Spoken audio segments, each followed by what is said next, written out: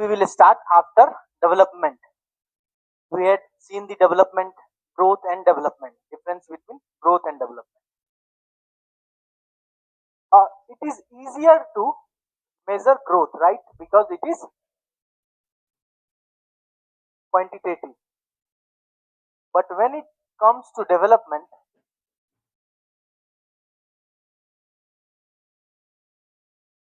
it becomes a challenge to measure it quantitatively because this is qualitative angle. जैसे कि हम लोग कह सकते हैं कुछ एस्पेक्ट्स ले लो, कोई भी फूड आइटम्स हो गई, किसी को ज्यादा टेस्टी लगेगी, किसी को कम लगेगी, बट आप ये नहीं कह सकते उसमें कि कितने परसेंट ज्यादा टेस्टी है। कोई चीज आपका फेवरेट फूड हो सकता है, वही चीज दूसरे को पसंद नहीं आ सकती है, करेक्ट? क्योंकि ये क्या है, क्वालिटेटिव टर्म्स है। टेस्ट, ब्यूटी, ये सब चीजें क्वालिटेटिव है, इनको मेजर करना ऑलवेज अ डिफिकल्ट टास्क। उसी तरह डेवलपमेंट की जब बात आती है, ये भी क्वालिटेटिव चीज है, इसे भी मेजर करना काफी डिफिकल्ट है।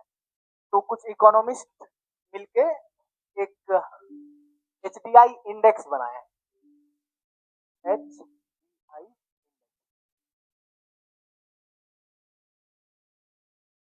To measure development. क्योंकि हुआ ऐसा कि ग्रोथ वाली एस्पेक्ट जो है ना, ग्रोथ पे अगर हम लोग इकोनॉमी को मेजर करते हैं, it was seen as a flawed. क्योंकि ऐसा हो सकता है कि इकोनॉमी में ग्रोथ बहुत ज्यादा हो बट वहां पे डेवलपमेंट कम हो।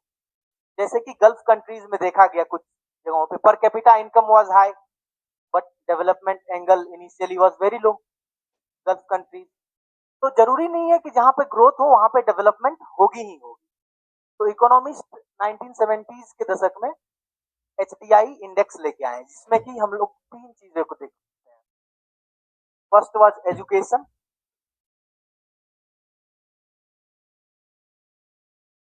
Second related to health and third was related to standard of living. Education में भी दो चीजें थी, mean education and expected years of education. Mean education, mean years of schooling number 1 था, यानी कि किसी भी 25 ईयर्स ओल्ड मैन का या फिर वुमेन का क्या मीन ईयर ऑफ स्कूलिंग है, उनका एवरेज ईयर ऑफ स्कूलिंग क्या रहा है। अगर वो स्कूल गए हैं तो कितने सालों तक, 10 साल गए हैं, 11 साल गए हैं, 12 साल। डिफरेंट नेशंस में डिफरेंट तरह की हो सकती है। जब कैंडिडेट्स को मजबूरी आती है तो स्कूलिंग भी छोड़ देते हैं इनिशियल डेज में, कोई 6 तक पढ़ा है, कोई 8 तक पढ़ा है, या फिर कोई पढ़ा ही नहीं। और दूसरी थी कि एक्सपेक्टेड ईयर्स ऑफ स्कूलिंग क्या है एजुकेशन की। जब कोई भी इंटर करता है स्कूल में, फर्स्ट डे एडमिशन लेता है, तो एक एक्सपेक्टेशन होगी ना कि क्या ये कैंडिडेट या ये बच्चा या बच्ची 12th तक पढ़ पाएगी या फिर पहले ही छोड़ देगी। इसमें ये दोनों चीजों को देखा गया, तीन चीजें पे तीनों को 1/3 वैल्यू दिया गया, 1/3 1/3 एंड 1/3, तीनों कैलकुलेट होकर 1 तक आती है। SDI जो हम लोग कैलकुलेट करते हैं 0 से लेकर के 1 के बीच में इनका मेजर होता है। हेल्थ में जो है, जो चीजें देखी गई, एक्सपेक्टेशन, लाइफ एक्सपेक्टेशन के बारे में दिखा गया। आप लोगों को पता है जब इंडिया इंडिपेंडेंट हुई थी 1947 में, एक्सपेक्टेड लाइफ एक्सपेक्टेंसी क्या था? Only 32 years, around 32 years. Right now क्या है लगभग अभी? 69 to 70 ईयर्स। वर्ल्ड एवरेज क्या है अभी? 72 ईयर्स के आसपास। तो हेल्थ वाली एस्पेक्ट को भी देखते हैं। स्टैंडर्ड ऑफ लिविंग में हुआ कि स्टैंडर्ड ऑफ लिविंग को कैसे मेजर किया जाए। स्टैंडर्ड ऑफ लिविंग का मतलब क्या, कि कैसे आपकी लिविंग कंडीशन क्या है, हाउसिंग कैसी है, आप ट्रेवल कैसे करते हो, घर में फ्रिज है, एसी है, आप कैसे स्टैंडर्ड ऑफ लिविंग को मेजर करेंगे। तो स्टैंडर्ड ऑफ लिविंग को मेजर करने के लिए उस टाइम इकोनॉमिस्ट ने पर कैपिटा इनकम को लिया, पर कैपिटा इनकम। हालांकि ये भी पर कैपिटा इनकम से जरूरी नहीं है कि स्टैंडर्ड ऑफ लिविंग को करेक्टली मेजर कर पाए, लेकिन इनको एक क्वांटिटेटिव टर्म देने के लिए पर कैपिटा इनकम, इन तीनों को यूज करते हुए ह्यूमन डेवलपमेंट इंडेक्स निकाला जाता है, जिसमें कि तीनों का 1/3 होता है इसका वैल्यू और इसका 1/3। अब इनमें से कौन से कंट्रीज को 1/3 में से कितना मार्क्स मिला वो कैलकुलेट करते हैं, जो भी हो यहाँ पे। और उसी तरह से हम लोग ओवरऑल मोर देन 190 कंट्रीज का ह्यूमन डेवलपमेंट इंडेक्स ऑलमोस्ट हर एक साल देखते हैं। यूएनडीपी नाम की एक ऑर्गेनाइजेशन है, यूनाइटेड नेशन डेवलपमेंट प्रोग्राम, वही देखती है। अभी हाल में ही एक रिपोर्ट रिलीज हुई है, हम लोग उसको एक बार खोल के देखते हैं। इंडिया का कंडीशन क्या है, लगभग 1990s में भी, 1990s से और अब तक हमारी इकोनॉमी की रैंकिंग उस समय 11 12 14 पे हुई करती थी, आज टॉप 5 में है। उस समय भी एचडीआई जो थी हमारी ह्यूमन डेवलपमेंट इंडेक्स में जो रैंकिंग थी, वो रैंकिंग थी 130 के करीब में, 130 कभी 128, और आज भी लगभग उतनी ही है।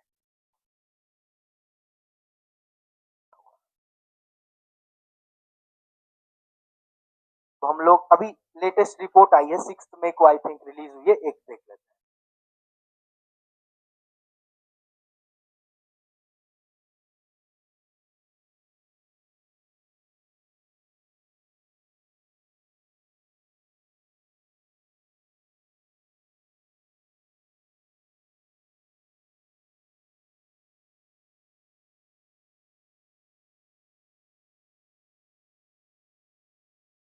यूनाइटेड नेशन डेवलपमेंट प्रोग्राम की है वेबसाइट है, उसमें देखो यही वाली रिपोर्ट है ना। अब हम लोग है ना डाउनलोड पूरा रिपोर्ट नहीं देखते हैं, बहुत बड़ा होगा, ओवरव्यू देखते हैं।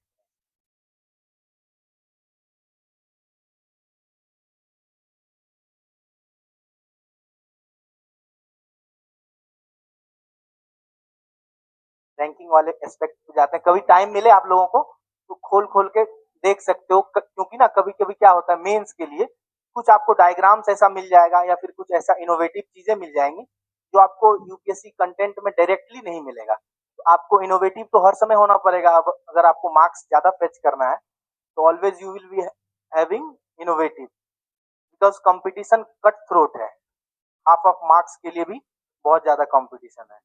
तो जब भी आपको जहां भी मिले कोई ग्राफ, हालांकि अभी तो हम लोग वो रैंकिंग वाला एस्पेक्ट देखना चाह रहे हैं, ये ओरिजिनल रिपोर्ट जो है more than 300 countries, more than 300 pages की, हाँ ये रही।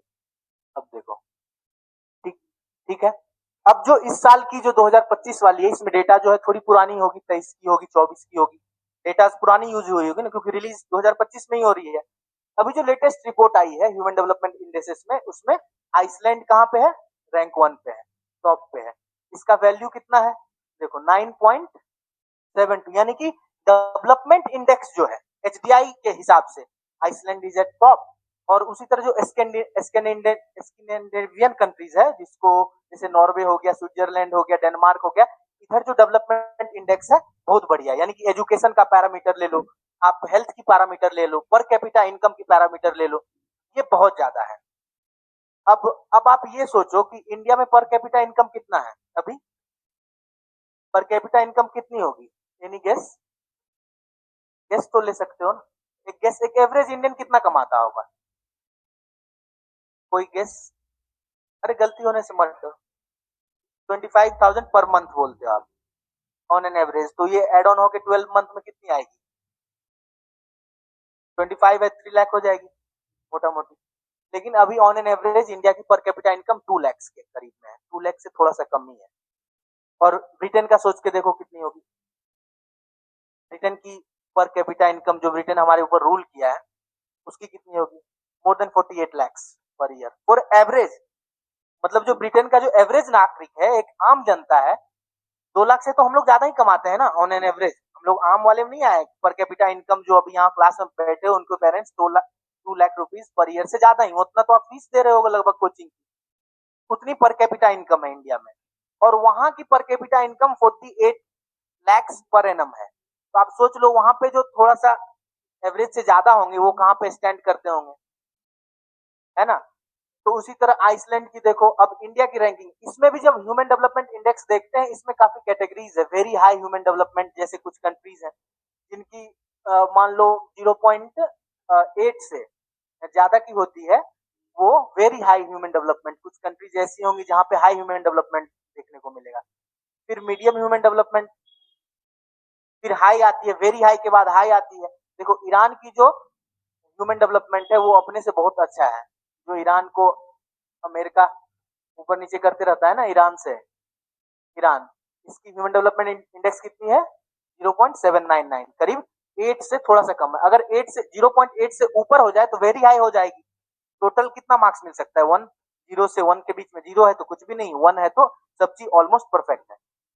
चाइना की कितनी है? 0.79, 0.797, इसकी भी बढ़िया है, रैंक 78 पे है। अब चलते हैं इंडिया पे। अब जो है इंडिया में ग्रोथ तो हो रहा है, क्योंकि पहले हम इकोनॉमी कितने नंबर पे हुआ करते थे, लगभग 14 15 90s में हमारे पास अपनी फॉरेन, 90s के दशक में ऐसा टाइम भी आया था जबकि we were not able to pay our foreign trade, उतनी भी हमारे पास फॉरेक्स नहीं थी, फॉरेन करेंसी नहीं थी। बट आज तो हम टॉप 5 में है ना, मोर देन 600 बिलियन की अपने पास फॉरेक्स भी है। इंडिया देखी तो, अब देखो यहाँ दिख रहा है सबको, यहाँ 130 पे इंडिया 0.685, मतलब जब हम लोग डेवलपमेंट को नंबर के टर्म में देखना जा रहे हैं तो इंडिया कहाँ स्टैंड करता है? 0.685 मीडियम ह्यूमन डेवलपमेंट है। जब 0.7 से नीचे आती है तो उसको मीडियम ह्यूमन डेवलपमेंट ये क्लासिफाई करती है। इराक का भी अपने से थोड़ा अच्छा है, बांग्लादेश का बराबर पे हो गया है ना। और अब आसपास के देशों का भी देख लेते हैं कि बांग्लादेश का तो इतना है, चलो भाई पाकिस्तान का देखते हैं कितना है ना। वहाँ जो ह्यूमन डेवलपमेंट इंडेक्स है ना, वहाँ पाकिस्तानी एक हक साहब हुए थे, वो उनका भी कंट्रीब्यूशन काफी था एचडीआई इंडेक्स बनाने में। बाद में देखेंगे, ये देखो पाकिस्तान 168 पे हम लोग पीछे है, तो थोड़ा स्टैटिस्टिक प्लेजर ले लो, पीछे है साथ ही 0.544, ठीक है। तो ये ह्यूमन डेवलपमेंट को जब हम लोग कैटेगराइज करते हैं, बंद कर दो इसे, जब टाइम मिले कभी तो देख लेना, क्योंकि ये लेटेस्ट रिपोर्ट है। When we try to quantitatively measure development, तो एचडीआई इंडेक्स है एक तरह का, but is HDI index always correct? क्या एचडीआई इंडेक्स हाई है तो it is always necessary that the level of development will be well enough? No, it is not necessary, because it is all the measure of numbers. Numbers के हिसाब से अपन किसको कितना categorise करते हैं, कितना किसको वैल्यू देते हैं, वेट देते हैं, उस पर बात आती है। तो अब जब डेवलपमेंट हो रही है तो डेवलपमेंट में एक एस्पेक्ट हैप्पीनेस की भी है। जब आप इनकम अर्न कर रहे हो तो कितना हैप्पी हो आप, वो वाली भी तो चीज है ना। तो जो ये वाली डेवलपमेंट की जो मेजर है, ये वेस्टर्नाइज है, वेस्टर्न नोशन पे बेस्ड है। एजुकेशन देख लो, हेल्थ देख लो, स्टैंडर्ड ऑफ लिविंग देख लो। लेकिन कुछ कंट्रीज ऐसी हैं जैसे भूटान, कहती नहीं भाई ये तुम्हारा क्यों बर्दाश्त करेंगे, हमारे पास पैसे नहीं है बट हम खुश हैं, we are happy, more than happy. India में कहावत भी है, जब आए संतोष धन सब धन धूल समान, मतलब when you are satisfied from inside, every money और every physical aspect is like a धूल, मतलब डस्ट है वो तुम्हारे लिए। जब इंडियन स्पिरिचुअलिटी की कहाँ बात कर रहे हैं ये लोग ह्यूमन डेवलपमेंट इंडेक्स में। तो जो मेजर हम लोग करते हैं ना डेवलपमेंट को, तो उसको हम लोग मल्टीपल तरह से कर सकते हैं, सिर्फ ह्यूमन डेवलपमेंट इंडेक्स ही नहीं है। ह्यूमन डेवलपमेंट इंडेक्स ठीक है, अच्छी बात है, अच्छी मेजर मेजर की है। अब देख लो, एक एग्जाम्पल से देखते हैं। मान लो कि डेवलपमेंट का एक इंडेक्स क्या है, भूटान जैसा नेशन, भूटान जो है ना वो कहता है कि हैप्पीनेस भी जरूरी है।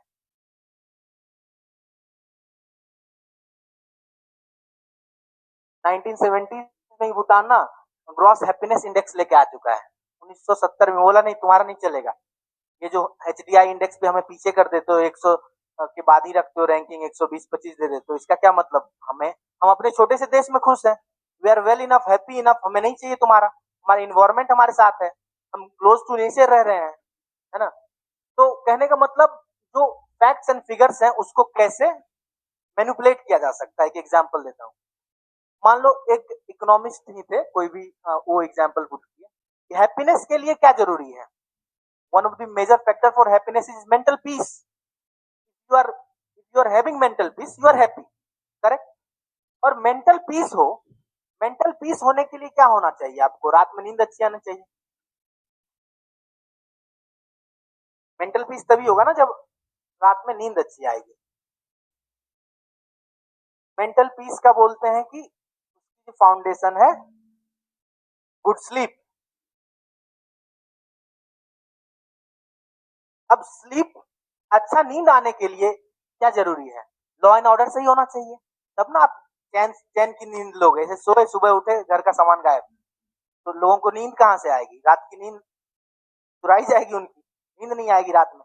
तो हुआ कि अच्छा तो हम लोग गुड स्लीप मतलब हैप्पीनेस देखने के लिए गुड स्लीप देखेंगे। गुड स्लीप तो डायरेक्टली मेजर नहीं कर सकते हैं, तो देखते हैं इसका लॉ एंड ऑर्डर देखते हैं कि कितना रिपोर्ट हुआ है, बर्गलरी का कितना रिपोर्ट है, कितनी चोरी की रिपोर्ट्स आ रही है पुलिस के पास, है ना। जो इकोनॉमिस्ट बोले कि हम लोग चलते हैं देखते हैं रिपोर्ट्स देखते हैं पुलिस की। फिर हुआ कि नहीं यार, रिपोर्ट्स तो अंडर एस्टिमेटेड भी होते हैं। कई लोग के यहाँ छोटा मोटा चोरी हुआ वो जाके दर्ज ही नहीं कराते हैं एफआईआर, डरते हैं पुलिस से भाई कुछ एफआईआर कराएं, 4 क्वेश्चन होगा फिर हमें। तो जब छोटी मोटी चोरी हुई तो वो रिपोर्ट को दर्ज ही नहीं करते हैं। तो कि अब क्या करें, अब मेजर तो करना है हैप्पीनेस। तो कि अच्छा मेजर ऐसे करो कि उस नेशन में कितना लॉक्स जो है ना वो सेल हो रहा है, कितना ताला बिक रहा है, उससे पता चलेगा कौन कितना घर में ताला लगा के सो रहा है। तो जिस देश में ज्यादा ताला बिकेगा इसका मतलब वहां देश में लोग हैप्पी नहीं है। उसके हिसाब से उसका अपना जो है बेसिस है, देखने का एंगल है। बोला कि हाँ ठीक है, तो देखो कि किस देश में कितना लॉक सेल हुआ है। अगर लॉक ज्यादा सेल हो रही है तो लोग हैप्पी नहीं है।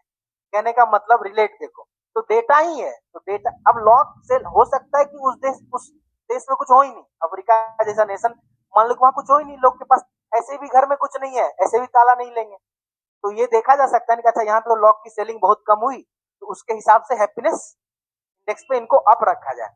तो कहने का मतलब है सेम चीजें हैं लेकिन उनको हम लोग डिफरेंट तरीके से देख सकते हैं। तो हैप्पीनेस या फिर डेवलपमेंट मेजर करने के लिए सिर्फ एक बेसिस नहीं है, मल्टीपल हो सकती है। तो भूटान लेके आता है 19 उससे पहले हम लोग एक और चीज देख लेते हैं, भूटान के बारे में डिस्कस करते हैं। चलो भूटान का बात किया तो ग्रॉस हैप्पीनेस इंडेक्स, ये चाई बोलता है वो, ग्रॉस हैप्पीनेस इंडिकेटर या फिर इंडेक्स, ये लेके आता है भूटान।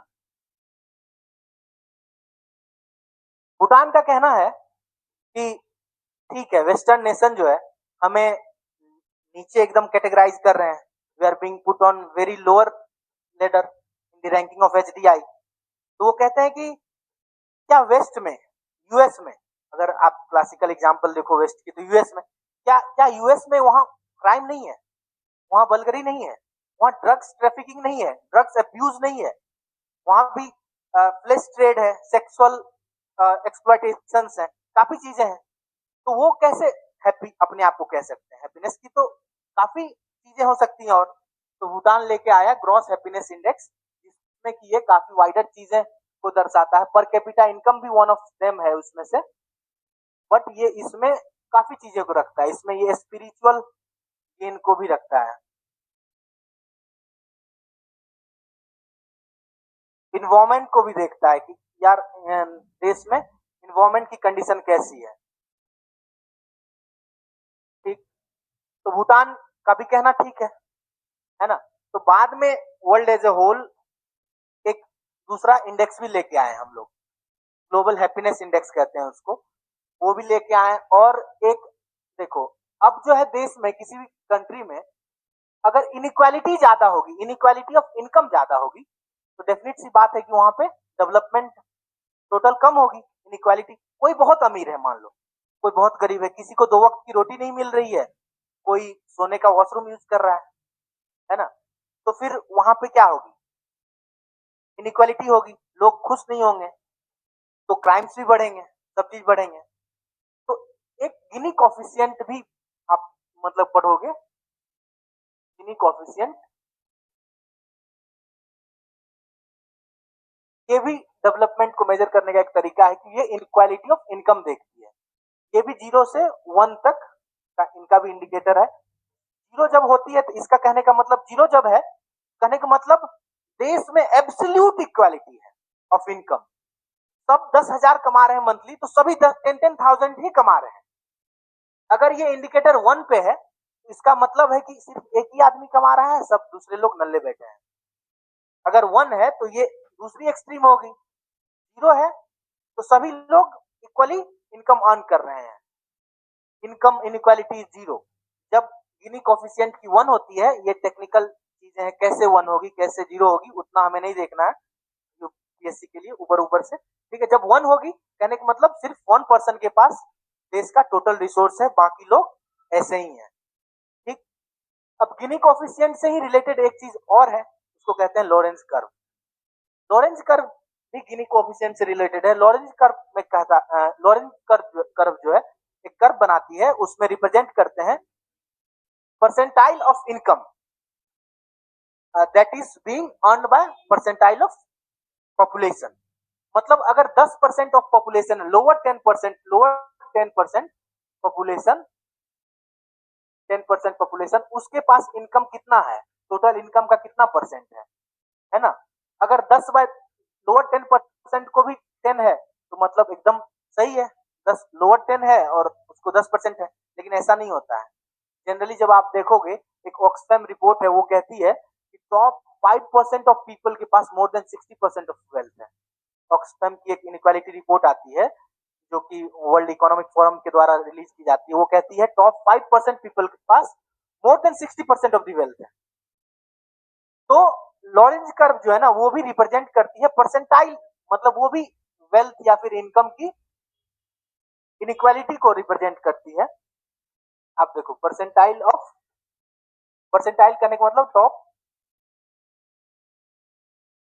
परसेंटाइल समझते हो आप लोग?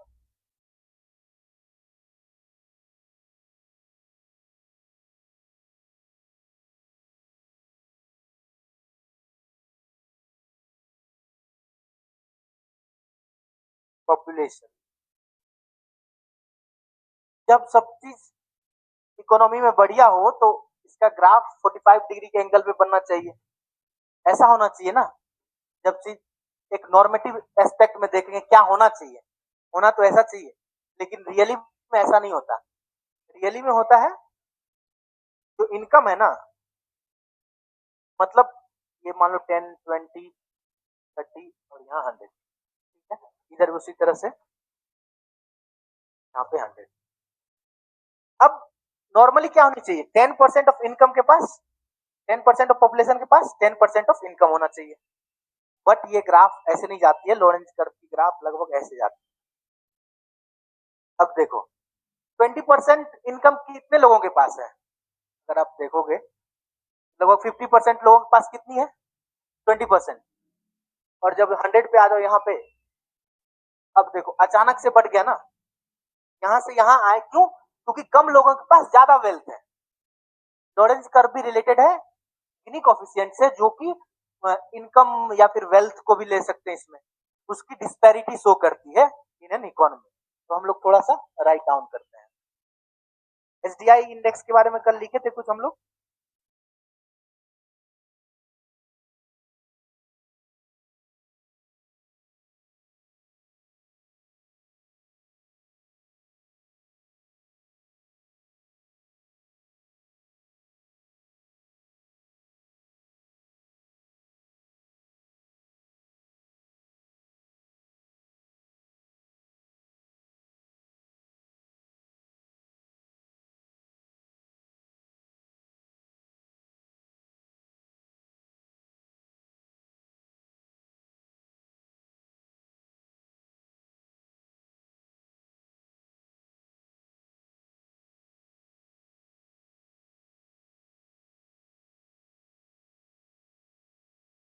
एसडीआई इंडेक्स डालेंगे टॉपिक हम लोग हेडिंग।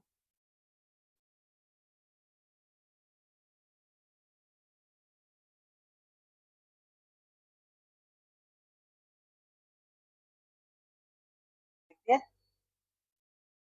और उससे पहले लिख लो आप सेवरल में, अच्छा हेडिंग डाल दिए क्या? जैसे सेवरल मेजर डेवलपमेंट के बारे में लिखे थे उस दिन लास्ट क्लास में, डेवलपमेंट के बारे में लिखे थे, several measures to measure development लिख लिया था। चलो अब लिखो human development index. Human development index, human development index the composite, the composite statistical measure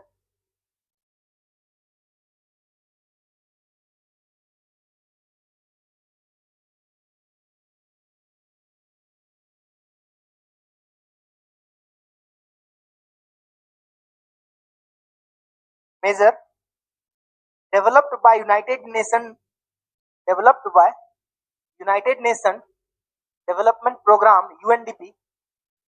Human Development Index is a composite statistical measure developed by United Nations Development Program to assess to assess and compare to assess and compare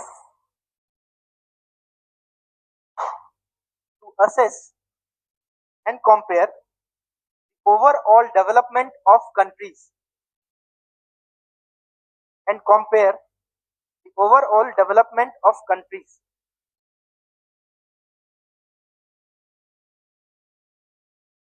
It was first released in 1990.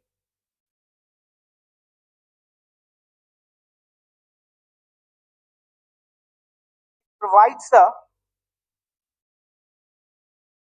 was first released in 1990. It provides a broader understanding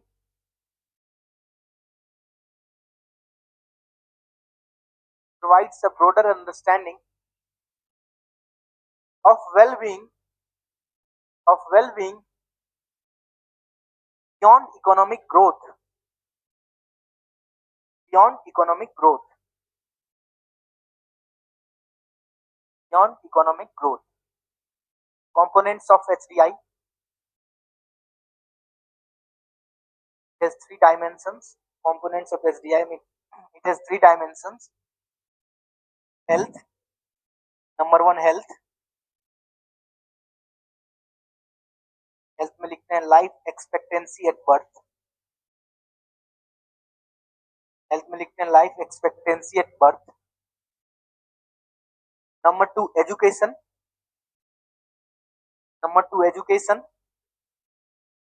education में दो सब heading देंगे. First one mean years of schooling. Education में दो सब heading देंगे. Number one mean years of schooling. Mean years of schooling के आगे लिख लो आप.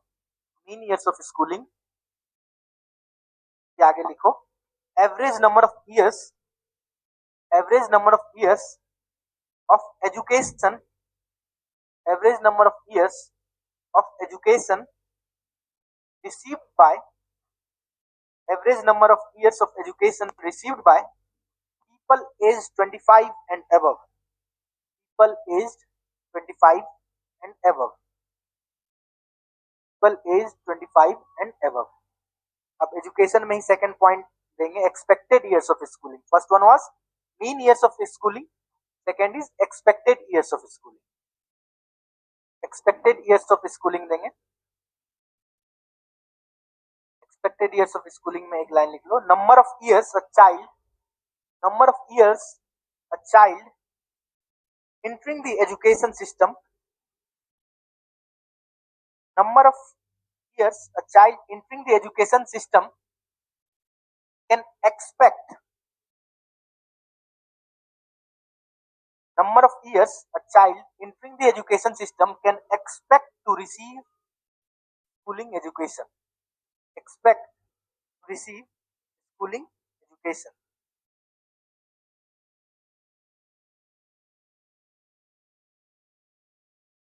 थर्ड पॉइंट लिखते हैं अब. एजुकेशन वाला खत्म हो गया. Third point standard of living. Standard of living indicator. Standard of living का जो इंडिकेटर है gross national income per capita. Gross national income per capita. Gross national income per capita bracket में लिख दो adjusted for purchasing power parity. Adjusted for purchasing power parity. Purchasing power parity आप लोगों को समझ में आती है. पीपीपी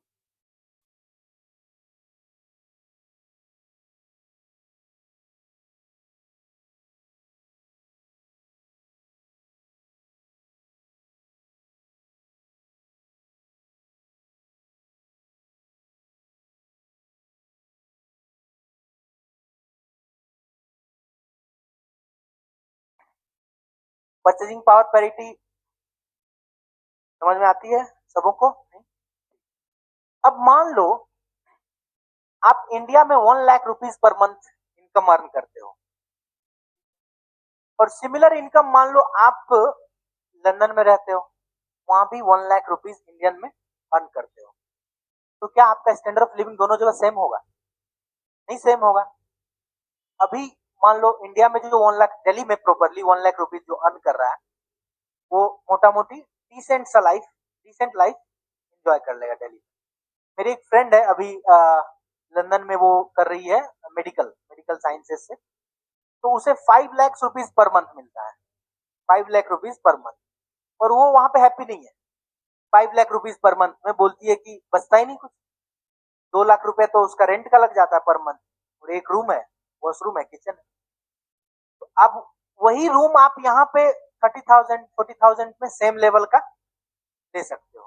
कहने का मतलब क्या है? कहने का मतलब इन्फ्लेशन भी तो वहां कंपेरेटिव ज्यादा है ना? तो अब इंडियन इकोनॉमी अगर हम लोग देखते हैं कि 3 ट्रिलियन, तो यही चीजें अगर यूएस में देखेंगे तो बढ़ जाएंगी उतना ही। 3 ट्रिलियन में ही हम लोग काफी गुड्स एंड सर्विसेज परचेज कर सकते हैं इंडिया में, क्योंकि सभी चीजों की प्राइसेस लो है। और वही आप बाहर चले जाओ, किसी डेवलप्ड नेशन में जाओगे, तो वहां पर और आपको प्राइसेस हाई देनी पड़ सकती है। मेट्रो में मिनिमम फेयर क्या है यहाँ पे? 10 रुपीज, 10 रुपीज मिनिमम है। और सिंगापुर के मेट्रो में आई थिंक मिनिमम $1 था वहां पे, मतलब 65 रुपीज। आपको एक स्टेशन भी जाना है तो 65 रुपीज पे करो। उसी तरह बस में भी 2 किलोमीटर दिल्ली में भी आप जा रहे हो, 2 किलोमीटर वहां भी जा रहे हो, तो वहां पे आप मिनिमम 65 पे कर रहे हो। तो बराबर नहीं है ना। जो यहाँ की चीजें हैं, यहाँ पे जो आप इनकम अर्न कर रहे हो वही बाहर कर रहे हो, किसी दूसरे देश में कर रहे हो, तो सिमिलर नहीं है। उनको हमें एडजस्ट करना पड़ता है इन्फ्लेशन को देखते हुए। तो पीपीपी क्या करती है कि परचेजिंग पावर किस कंट्रीज में कितनी है, पहले उसको पैरिटी पे लाएंगे, इक्वालिटी पे लाएंगे। तो इस पीपीपी को कैलकुलेट करने के लिए हम लोग बास्केट्स ऑफ गुड्स लेते हैं। मान लो 2 कंट्रीज को पीपीपी में रिलेट करना है, इंडिया और इधर ले लो यूएस। अब बास्केट्स ऑफ गुड्स में मल्टीपल गुड्स ले लेंगे, यहाँ पे कुछ खाने का आइटम ले लेंगे, कुछ फैशन का ले लेंगे, कुछ डिफरेंट गुड्स एंड सर्विसेज रखेंगे, उसी तरह यहाँ भी रखेंगे। ठीक है। अब दोनों को कंपेयर करेंगे कि भाई इनका इन्फ्लेशन मतलब कितना ज्यादा है, वही बास्केट ऑफ गुड्स इंडिया में कितने की पड़ रही है, और सेम बास्केट ऑफ गुड्स अगर हम यूएस में लेते हैं तो फिर कितने की पड़ती है ना? तो जब इनको हम लोग एडजस्ट कर देंगे तो डेफिनेट सी बात है कि क्योंकि इंडिया में चीजें सस्ती होती हैं, तो हम लोग कम दाम में ही ज्यादा सामान खरीद पाएंगे। तो परचेजिंग पावर पैरिटी में हमारा इकोनॉमी ज्यादा होगा। इंडिया की रैंकिंग भी थर्ड है, रैंकिंग। ऐसे तो हम लोग 5 पे हैं, रियल वैल्यू जो है करंट प्राइसेस पे, इंडियन जीडीपी टॉप 5 में है, 5th नंबर पे हम लोग। लेकिन परचेजिंग पावर पैरिटी की बात करें तो हम लोग 3rd नंबर पे हैं। ठीक है। अब जैसे एक और सिचुएशन ले लो, मान लो कि 2 कंट्रीज में वॉर हो जाती है, हाइपोथेटिकल सिचुएशन, वॉर हो जाती है। अब कोई जो गरीब देश है, जो पुअर कंट्रीज है, वो कम पैसे में हायर कर लेगा सोल्जर्स, कम पैसे में ज्यादा सोल्जर्स हायर कर लेगा ना। जो डेवलप्ड नेशन है उसे हायर करने के लिए ज्यादा पैसे लगाने पड़ेंगे कंपेरेटिवली। अब देखो, वो कम पैसे में भी ज्यादा हायर करके अगर पर्सन टू पर्सन फाइट हो तो विन कर सकता है। टेक्नोलॉजिकल एस्पेक्ट को भी हटा देते हैं हाइपोथेटिकल सिचुएशन, मतलब जीडीपी कम भी है लेकिन वहां महंगाई कम है, तो उसको कहते हैं परचेजिंग पावर पैरिटी। तो जो हम लोग ह्यूमन डेवलपमेंट इंडेक्स में जब हम लोग बात करते हैं पर कैपिटा इनकम की, तो हम लोग परचेजिंग पावर पैरिटी को एडजस्ट करते हैं उसमें। ठीक है। ह्यूमन एचडीआई लिख लिया हम लोग। उसके बाद गिनी कोफिशिएंट के बारे में थोड़ा सा लिख लेते हैं।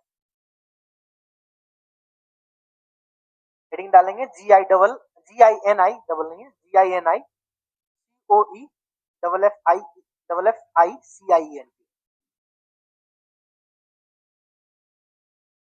Gini coefficient is a widely used measure. Gini coefficient is a widely used measure of income inequality, of income inequality, comma, of income inequality, comma, was developed by Italian statistics से जो है ना, निकल नहीं रहा है, statistician Corrado Gini in 1912.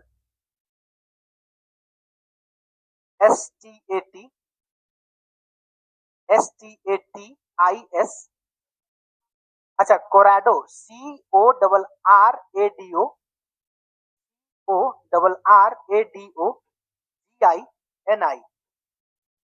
Corrado Guinea in 1912.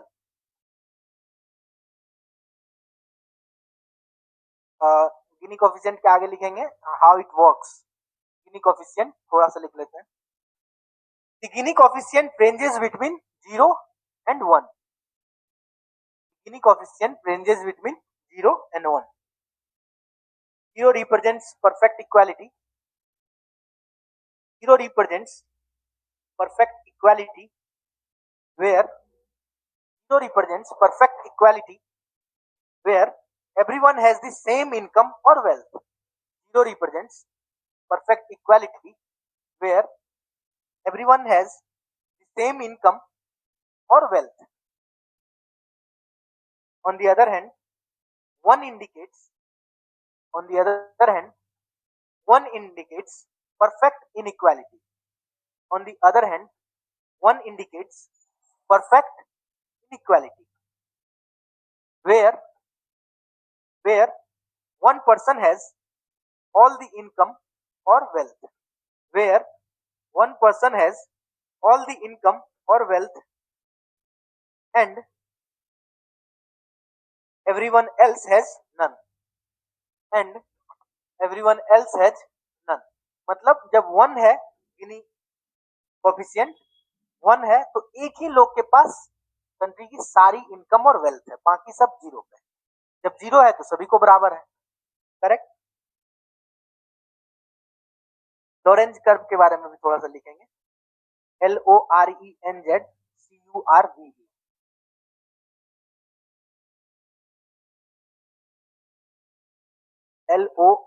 LORENZ CURVE Lorentz curve.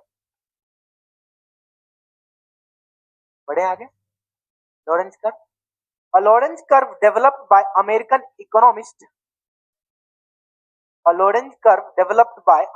economist Max Lorenz, Max LORENZ Max Lorenz in 1905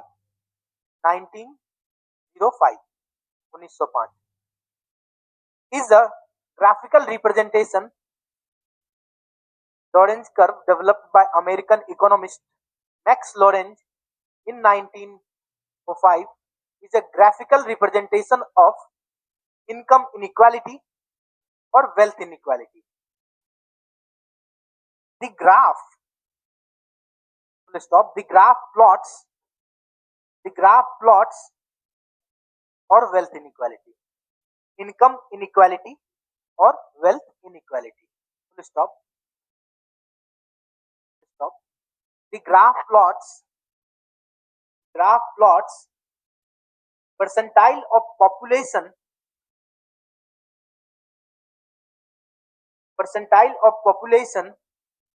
on the horizontal axis,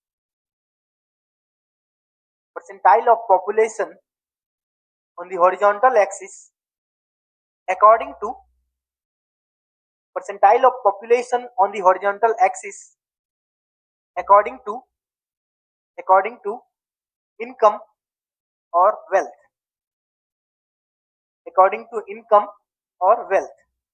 and plots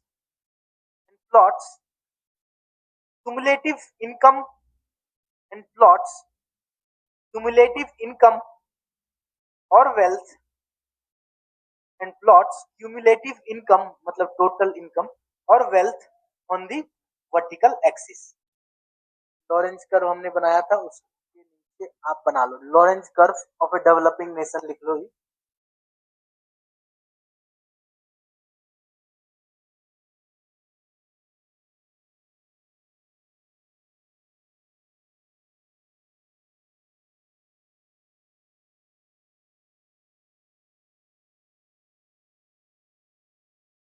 ऐसे करके आप बना लो लॉरेंज कर्व के नीचे percentile of population, percentile of income, मतलब ये 10 का मतलब है टोटल 10% ऑफ इनकम। कितने लोगों के पास है ये 10%? अगर इसमें आप देखोगे ये आती है लगभग यहाँ, जो भी पॉइंट है अपने हिसाब से कर लेना। मतलब 10% तो लगभग 10 के पास नहीं है। 10% of income is earn by more than lower percentile, मतलब इधर से नीचे से जा रही है लोअर परसेंटाइल। जो इधर वाले 10% है ना, वो नीचे के 10% लोग हैं, गरीब वाले। जो यहाँ वाले हैं 100 परसेंटाइल पे, यानी कि ये अमीर वाले लोग।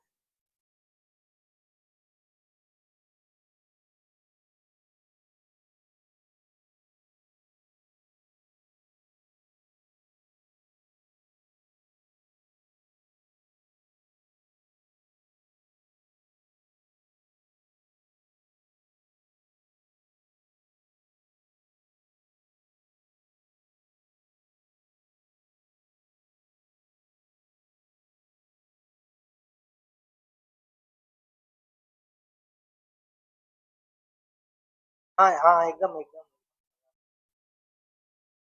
अब देखो, लॉरेंस कर्व क्या कहती है ना, कि ये भी इनकम इनइक्वालिटी, वेल्थ इनइक्वालिटी के बारे में बात करती है। लॉरेंस कर्व कहती है, ये एक कर्व है हालांकि, लॉरेंस कर्व कहती है, डिनोट करती है percentile of income earn by percentile of population. कहने का मतलब है, अब देखो, अगर एक हम लोग नॉर्मेटिव सिचुएशन लेते हैं, हाइपोथेटिकल, नॉर्मली क्या होनी चाहिए देश में, जगह पर क्या होना चाहिए, जो निचला 10% इनकम, निचला 10% लोग हैं, जो गरीब 10% है, उनको टोटल 10% इनकम होना चाहिए देश का। जो 20% नीचे के हैं उनको 20% होना चाहिए। जो ऊपर के 100% है उनको ऊपर वाला 100% होना चाहिए। लेकिन ऐसा तो नहीं होता ना। जब हम लोग इनइक्वालिटी पढ़ेंगे या फिर ऑक्सफैम रिपोर्ट देखेंगे, तो वहां पे देखोगे आप टॉप 5% अलग अलग देश में वो 60% वेल्थ उनके पास है, टॉप 2% के पास, या फिर टॉप मान लो 1000 इंडस्ट्रीज के पास वर्ल्ड का मोर देन 40% इनकम हो रहा है। काफी ऐसे ऐसे फिगर्स है। कहने का मतलब, जो निचले लेवल ऑफ इकोनॉमिक लैडर में जो नीचे है, वो क्या है, उसके पास कम इनकम है जनरली।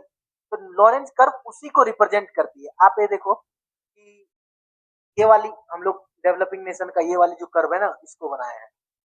तो जो इसमें क्या है, परसेंटाइल ऑफ इनकम, मतलब जो 10% इनकम है देश का, वो कितने लोगों द्वारा, नॉर्मली 10%, यहाँ पे 10% ऑफ लोगों को मिलना चाहिए था नीचे वाले, लेकिन ये मिल कितना रहा है, मान लो यहाँ पे तो 10 से ज्यादा ही है ना, 30 हो सकता है, 40 हो सकता है, जो भी अपने ग्राफ जिस भी देश का हो, है ना। उसी तरह से मान लो, अब देखो, ये देखो, यहाँ मान लो 95 है, ये 95। अब ये जो एरिया है ना, इसके नीचे, ये जो एरिया है कर्व के नीचे जो एरिया है, ये उसका इनकम दिखा रहा है। अब ये 5% एरिया वाले के पास देखो कितना ज्यादा है, वहां तक है, कितना ज्यादा है, यानी कि इनइक्वालिटी ज्यादा है। लॉरेंस कर्व कुछ नहीं है, एक कर्व है जो कि डेवलप हुआ था 1905 में, जो भी इकोनॉमिस्ट थे, वो की जो इकोनॉमीज में जो इकोनॉमीज में इनइक्वालिटी ऑफ इनकम है उसको शो करने के लिए। समझ में आ रहा है आपको? करेक्ट। आगे बढ़े हम लोग। इसके बाद हम लोग देखते हैं, थोड़ा सा ग्रॉस हैप्पीनेस इंडेक्स के बारे में भी लिख लेते हैं।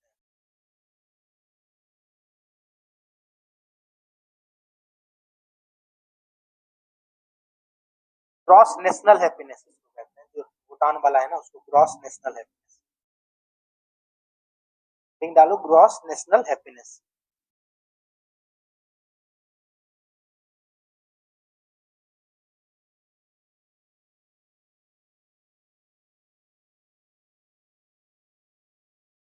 Gross national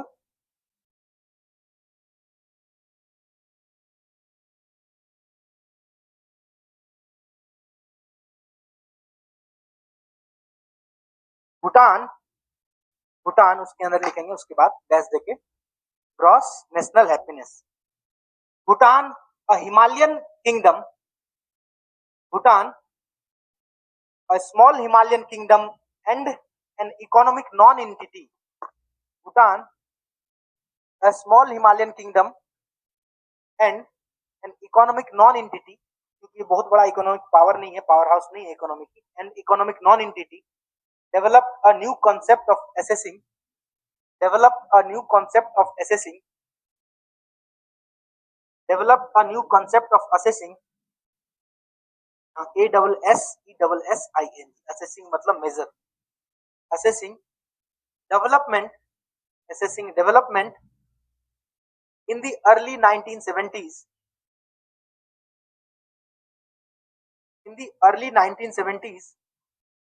called the gross national happiness,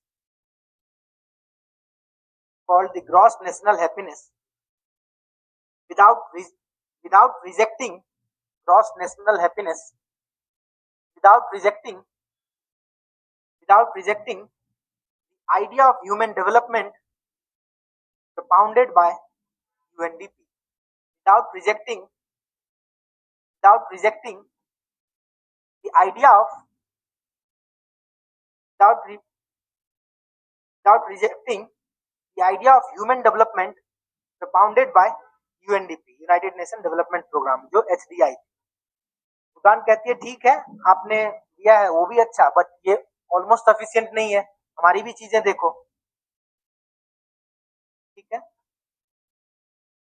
Bhutan has been following gross national happiness since 1972. Bhutan has been following gross national happiness since 1972. Some of the parameters of it are, multiple parameters हैं, कुछ देख लेते हैं important पर। Some of the parameters of it are higher real per capita income, number one. Some of the parameters are higher real per capita income,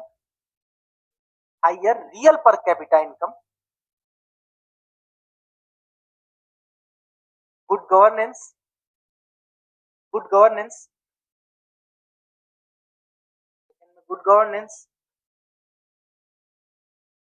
environmental protection,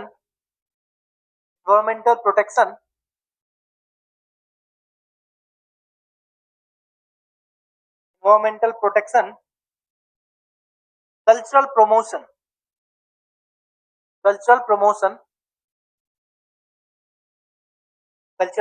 में थोड़ा सा और लिख लेते हैं क्योंकि और सब तो सेल्फ एक्सप्लेनेटरी थी।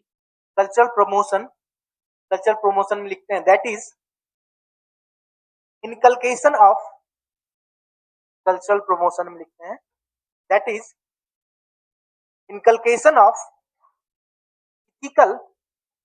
Inculcation of ethical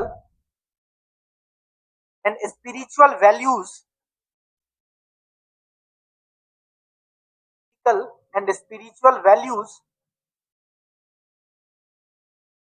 in life,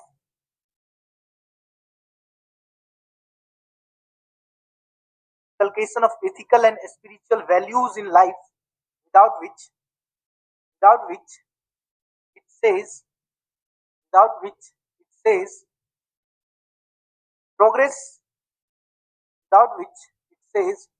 progress may become a curse rather than a blessing. Progress may become a curse rather than a blessing.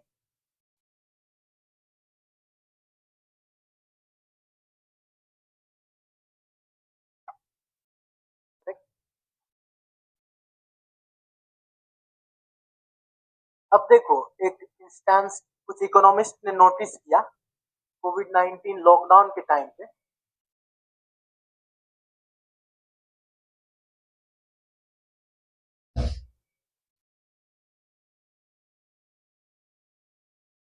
कुछ इकोनॉमिस्ट देखते हैं, एक छोटी सी स्टडी की, वो कहते हैं जब कोविड-19 लॉकडाउन थी तो कुछ लोग ना हैप्पीनेस फील, दे वर मोर हैप्पी देन अर्लियर। ये कैसी बात होगी, कोविड-19 में तो सभी जान कितने लोगों की खत्म हो गई, कब कहाँ कौन जा रहा है, ये कैसी बात होगी। ये वेस्ट वाला एग्जांपल है, वेस्ट की कंट्री। वो कहते हैं कि काफी लोगों ने ऐसा महसूस किया, वो अपने नेबर्स से जिससे वो रेगुलर बेसिस पे बातचीत नहीं कर पाते थे, life is so busy everywhere, जिससे रेगुलर बेसिस पे बातचीत नहीं कर पाते थे, वे एक दूसरे से कोऑपरेट करने लगे कोविड-19 लॉकडाउन के समय में। तो जब ये कोऑपरेशन वाली एस्पेक्ट आती है, जहां ट्रस्ट ज्यादा है सोसाइटी में, ओपननेस है, लोग एक दूसरे से मिलजुल रहे हैं, कल्चरल कनेक्टेडनेस है, वहां भी हैप्पीनेस ज्यादा होगी। ये भी एक एग्जांपल है। अब एक चीज और देखो, वेस्ट में अभी क्या हो रहा है, वेस्ट में फ्रांस जो है ना, फ्रांस काफी ओपन सोसाइटी है फ्रांस की। फ्रांस, तो फ्रांस में एक एग्जाम्पल मतलब देखा गया, इस्लामोफोबिया थोड़ा बढ़ रहा है, इस्लामोफोबिया थोड़ा बढ़ रहा है क्योंकि फ्रांस की सोसाइटी ओपन है। फ्रांस में लोग ना, पेरिस जाओगे तो शाम के समय में आराम से लोग बैठ के किसी रोड पे ही होती है, ठीक ठाक क्लब सी होती है, या फिर चाय पानी कहीं बियर पी रहे हैं, कहीं वाइन पी रहे हैं, बैठ के खुले में, वो ओपन सोसाइटी पसंद करते हैं। तो जब अब फ्रांस में जब इस्लामिक पॉपुलेशन थोड़ी बढ़ने लगी तो वहां फीमेल बुरकाज में जाने लगी। तो फ्रांस का कहना है कि यार ये ठीक नहीं है पब्लिक प्लेस पे। वो बुरका वाला बात तो यहाँ भी इंडिया में भी होती है, बैन होनी चाहिए, नहीं होनी चाहिए।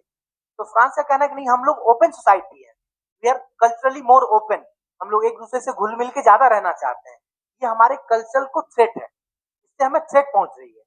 और जो इस्लामिक, जो सबका अपना अपना रिलीजियस फ्रीडम है, उन्हें भी अपनी फॉलो करने की चीजें हैं। कहने का मतलब जो डाइवर्सिटी है फ्रांस में, डाइवर्सिटी वो लेस है क्योंकि ज्यादातर पॉपुलेशन क्या है, क्रिश्चियंस है, डाइवर्सिटी लेस है। और इंडिया में देखो डाइवर्सिटी ही डाइवर्सिटी, जहां देखो वही diversity. India is rainbow of diversity, है ना, India is land of diversity. तो अगर डाइवर्सिटी को भी देखे तो हैप्पीनेस का एक इंडेक्स डाइवर्सिटी भी तो हो सकता है, कहाँ कितना डाइवर्सिटी है ना। तो वो हैप्पीनेस को दिखाने के लिए मैंने इसका एग्जांपल दिया। एक और अब जो है वर्ल्ड प्रोड्यूस करने लगी है ग्लोबल पे, जिसको कहते हैं global happiness index, world happiness index. ठीक है, वर्ल्ड हैप्पीनेस इंडेक्स के बारे में थोड़ा सा लिख लेते हैं, उसके इंडिकेटर्स के बारे में, क्योंकि वो जो ह्यूमन डेवलपमेंट इंडेक्स थी वो पूरी नहीं थी, तो फिर वर्ल्ड एज द कम्युनिटी सोची एक चीज और लेके आना चाहिए, उसका नाम है वर्ल्ड हैप्पीनेस रिपोर्ट। हाँ, वर्ल्ड हैप्पीनेस रिपोर्ट या फिर इंडेक्स कुछ भी।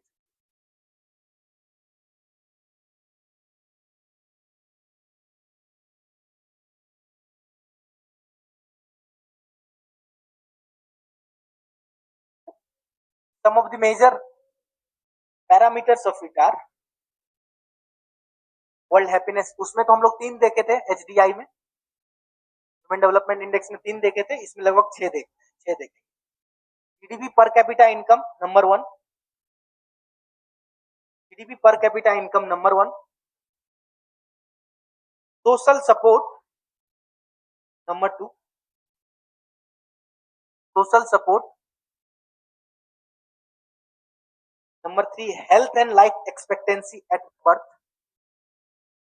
Number three, health and life expectancy at birth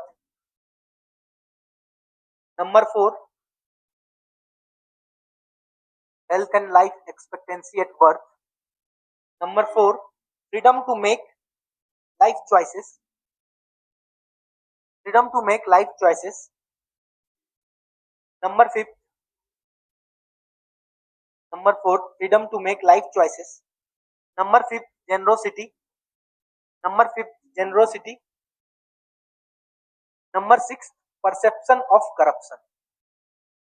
Number six, perception of corruption.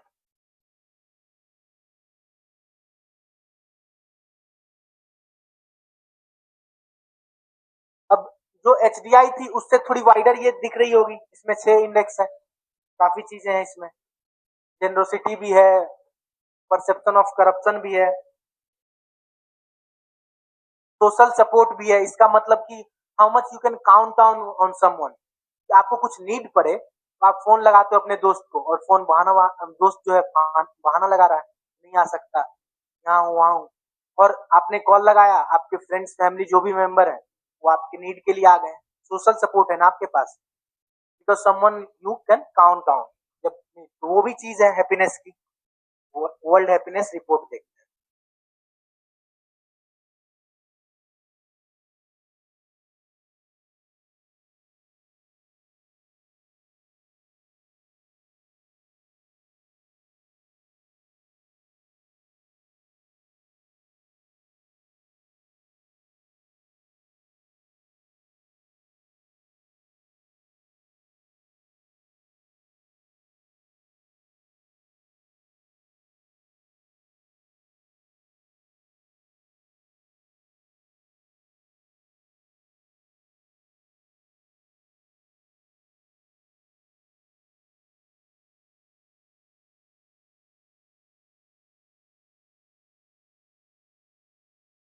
तो देखते हैं कौन सी कंट्रीज टॉप पे आती है।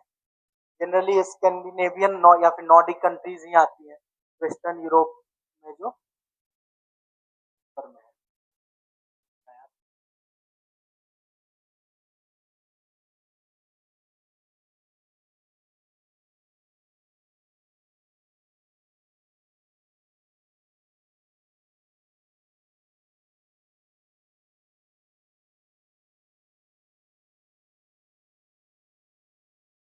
ठीक है, अब देखो इनमें जो रैंकिंग है, जो अभी जो हम लोग क्या पढ़े थे, वर्ल्ड हैप्पीनेस रिपोर्ट, इसमें 6 इंडिकेटर्स है। इनमें जो कंट्रीज है, अभी देखो फिनलैंड, डेनमार्क, आइसलैंड, स्वीडन, ये सब छोटी छोटी कंट्रीज है। फिनलैंड की पॉपुलेशन कितनी होगी, इमेजिन करो, या फिर पता है तो बताओ। फिनलैंड की पॉपुलेशन कितनी होगी? Only 55 lakhs। दिल्ली की कितनी है? हाँ, करोड़, लगभग 1.5 करोड़ के आसपास तो वोटर्स ही है दिल्ली में। जब हाल में इलेक्शन हुई थी उनमें 1.5 करोड़ से ज्यादा वोटर्स हैं। कितने माइग्रेंट्स हैं, कितने लोग बाहर से आए हैं, है ना, कितने 18 साल से कम वाले बच्चे भी है, तो लगभग 3 करोड़ है। दिल्ली की एरिया 1400 स्क्वायर किलोमीटर के आसपास है। वहां पे पॉपुलेशन लगभग, कहने का मतलब 55 लाख तो अपने मेट्रो में रेगुलर ट्रेवल करते हैं दिल्ली में।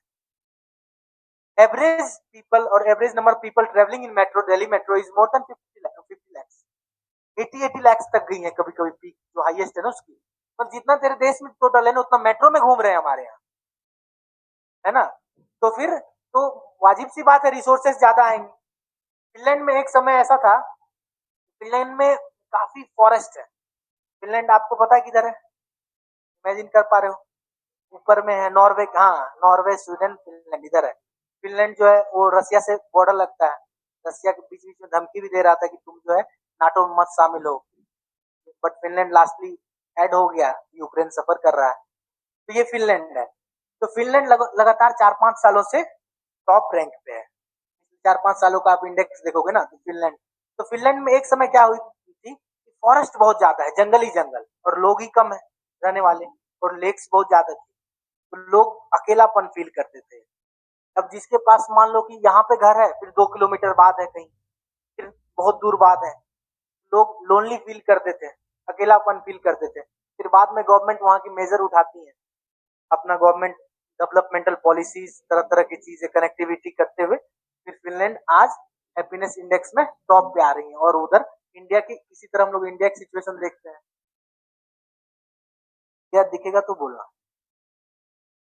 है क्या?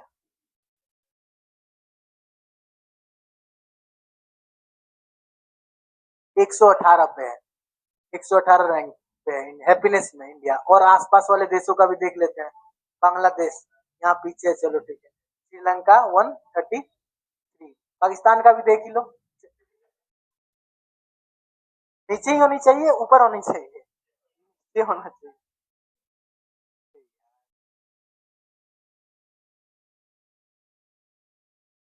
चाइना भी देख लेंगे।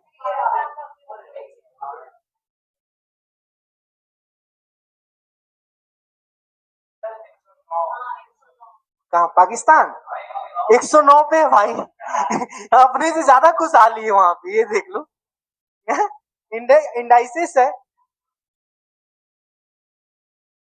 हाँ, अच्छा, हाँ हाँ, पैलेस्टीन का देखो आप। तभी इंडियन गवर्नमेंट कहती है ना कि ये डेटा तुम ठीक से लिया करो। काफी जगह पे इंडियन गवर्नमेंट रिजेक्ट करती है ना, ग्लोबल हंगर इंडेक्स में भी हम लोग को पीछे डाल देते हैं, काफी पीछे डाल देते हैं। हाँ, पाकिस्तान, श्रीलंका सबसे, जिन्हें हम फूड दिया करते हैं, श्रीलंका वगैरह फूड भेजते हैं कि भाई खुद खाना नहीं खा रहे हैं, दूसरे को दे रहे हैं, इसका मतलब भूखे मर रहे हैं। तो ये इंडाइसिस की कमाल है। कहने का मतलब डेवलपमेंट को मेजर करना is a difficult task, always, क्योंकि क्वांटिटेटिव नहीं है ये। You can not say anything. जो चीजें किसी के लिए ज्यादा पसंद हो सकती है, वही किसी को कम पसंद आ सकती है। ठीक, इसके बारे में अब हम लोग लिख चुके हैं। और अब आगे बढ़ते हैं, अब हम लोग धीरे धीरे आगे बढ़ते हैं इंडियन इकोनॉमिक हिस्ट्री के बारे में। कंट्री कब हम लोग को मिली फ्रीडम, बताओ? 1947। 1947 से इंडियन इकोनॉमी क्या थी? 1947 से we were a colonial economy. Colonial economy थे क्योंकि हमारे पास पॉलिटिकल पावर नहीं थी, हमारे पास सोवरेनिटी नहीं थी। जो भी डिसीजंस ली जाएंगी इकोनॉमी में, आजादी के बाद हमें सबसे इंपॉर्टेंट चीज क्या मिला? डिसीजन मेकिंग पावर ही मिला ना। वरना कुछ भी होगी तो कहां से आएगी? अल्टीमेट फाइनल डिसीजन लंदन से आती थी, ब्रिटेन से आती थी। तो आजादी के बाद जो हमें सबसे ज्यादा जरूरी चीज मिली वो थी सोवरेनिटी। सोवरेनिटी कहने का मतलब कि जो भी नेशन चाहेगा वो खुद कर सकता है। हमें मन किया कि आज हम किसी पे अटैक करते हैं, अटैक करेंगे, सोवरेन है। हमें मन किया कि ठीक है अपना देश का कुछ हिस्सा या फिर कुछ चीज बेच दे दूसरे को, हम कर सकते हैं, हम सोवरेन है ना। इंडियन कॉन्स्टिट्यूशन जब आप पढ़ोगे, India that is Bharat, article 1 में पढ़ोगे तो फिर वो सोवरेनिटी की ही बात करती है। सोवरेनिटी अब हमारे पास है, ultimate decision maker are we the people of India. Earlier Indian economy was colonial controlled।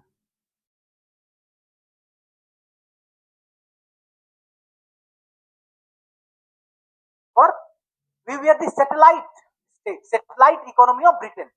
जो भी हमारे यहाँ पॉलिसी मेकिंग होती थी वो अल्टीमेट प्रॉफिट और अल्टीमेट मोटिव किसकी होती थी?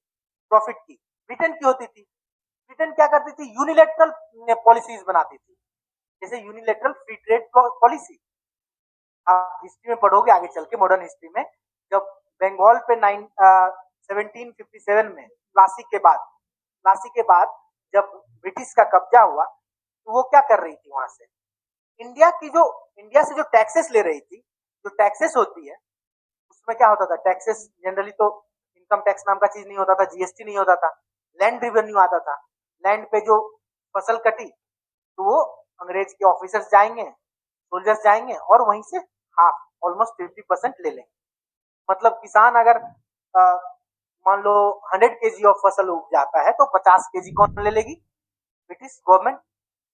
और वो 50 kg जो दे रही है, इंडियंस दे रहे हैं, उनको बदले में कुछ सर्विसेज चाहिए ना, उनकी कुछ इंटरेस्ट की रक्षा की जाए, उनकी कुछ हित है, दैट शुड बी प्रोटेक्टेड। नहीं, उससे क्या होता था? अब वो पैसे किसके पास चली गई? ब्रिटिश के पास, ब्रिटिशर्स के पास। अब वो क्या करते थे? उस पैसे को यूज करके इंडिया में गुड्स खरीदते थे। जो टैक्सेस हम चलिए उससे क्या करेंगे? यहाँ रॉ मटेरियल खरीदे, कॉटन खरीद लिए और भी जो भी रॉ मटेरियल है वो खरीद लिए। इंडिया रॉ मटेरियल ज्यादा था, रॉ मटेरियल खरीदेंगे। पैसा, अगर आपको अपने इंडस्ट्री के लिए रॉ मटेरियल खरीदना है तो अपना पैसा लगाओ ना भाई।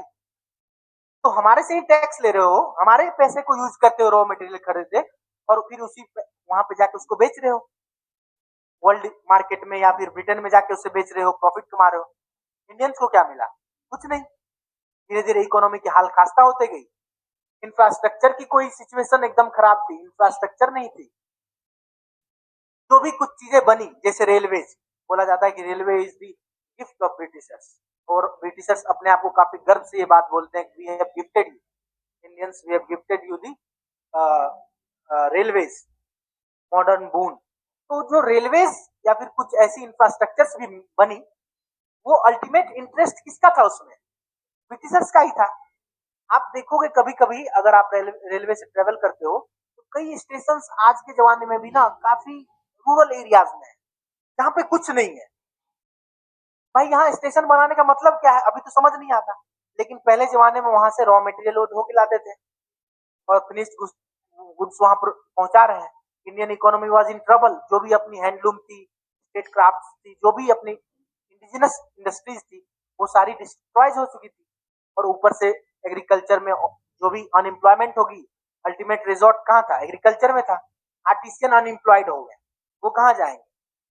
एग्रीकल्चर में जाएंगे जहां ऑलरेडी पॉपुलेशन ज्यादा है। डिस्गाइज्ड अनएम्प्लॉयमेंट बढ़ेगी, एग्रीकल्चर की प्रोडक्टिविटी घटेगी, एग्रीकल्चर में इन्वेस्टमेंट नहीं आ रहा है, तो इंफ्रास्ट्रक्चर नहीं है, अनएम्प्लॉयमेंट बहुत ज्यादा देश में आजादी के टाइम पे भी। अब टैक्स लिए तो लिए भाई, कुछ और भी तो सर्विसेज दो। एजुकेशन की भी हालत खास्ता ही थी। लिटरेसी रेट क्या होगी? इंडिया जब इंडिपेंडेंट हुई थी, लिटरेसी रेट क्या थी पता आपको? कोई गेस? 18% के आसपास। 18% के आसपास। जब 18% ही लिटरेसी रेट थी तो हमने अपनी आजादी ले ली ब्रिटिशर्स से। उस टाइम पे अपने जो पॉलिटिकल लीडर्स हुआ करते थे कितने विजनरी थे। देश में 18% ही लिटरेसी रेट थी, आज कितनी है? More than 74%। और आज की हालत देख लो।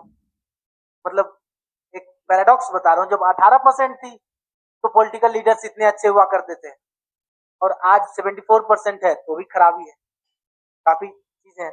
कहने का मतलब एजुकेशन का भी क्वालिटी बहुत खराब था।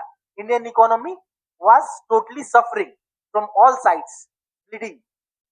तो अब जब हमें आजादी मिली, व्हेन वी गॉट इंडिपेंडेंस, जो अपने पॉलिटिकल लीडर्स थे उनके पास अब काफी डिफरेंट वेज ऑफ डेवलपमेंट थी, डिफरेंट साइड्स ऑफ डेवलपमेंट थी।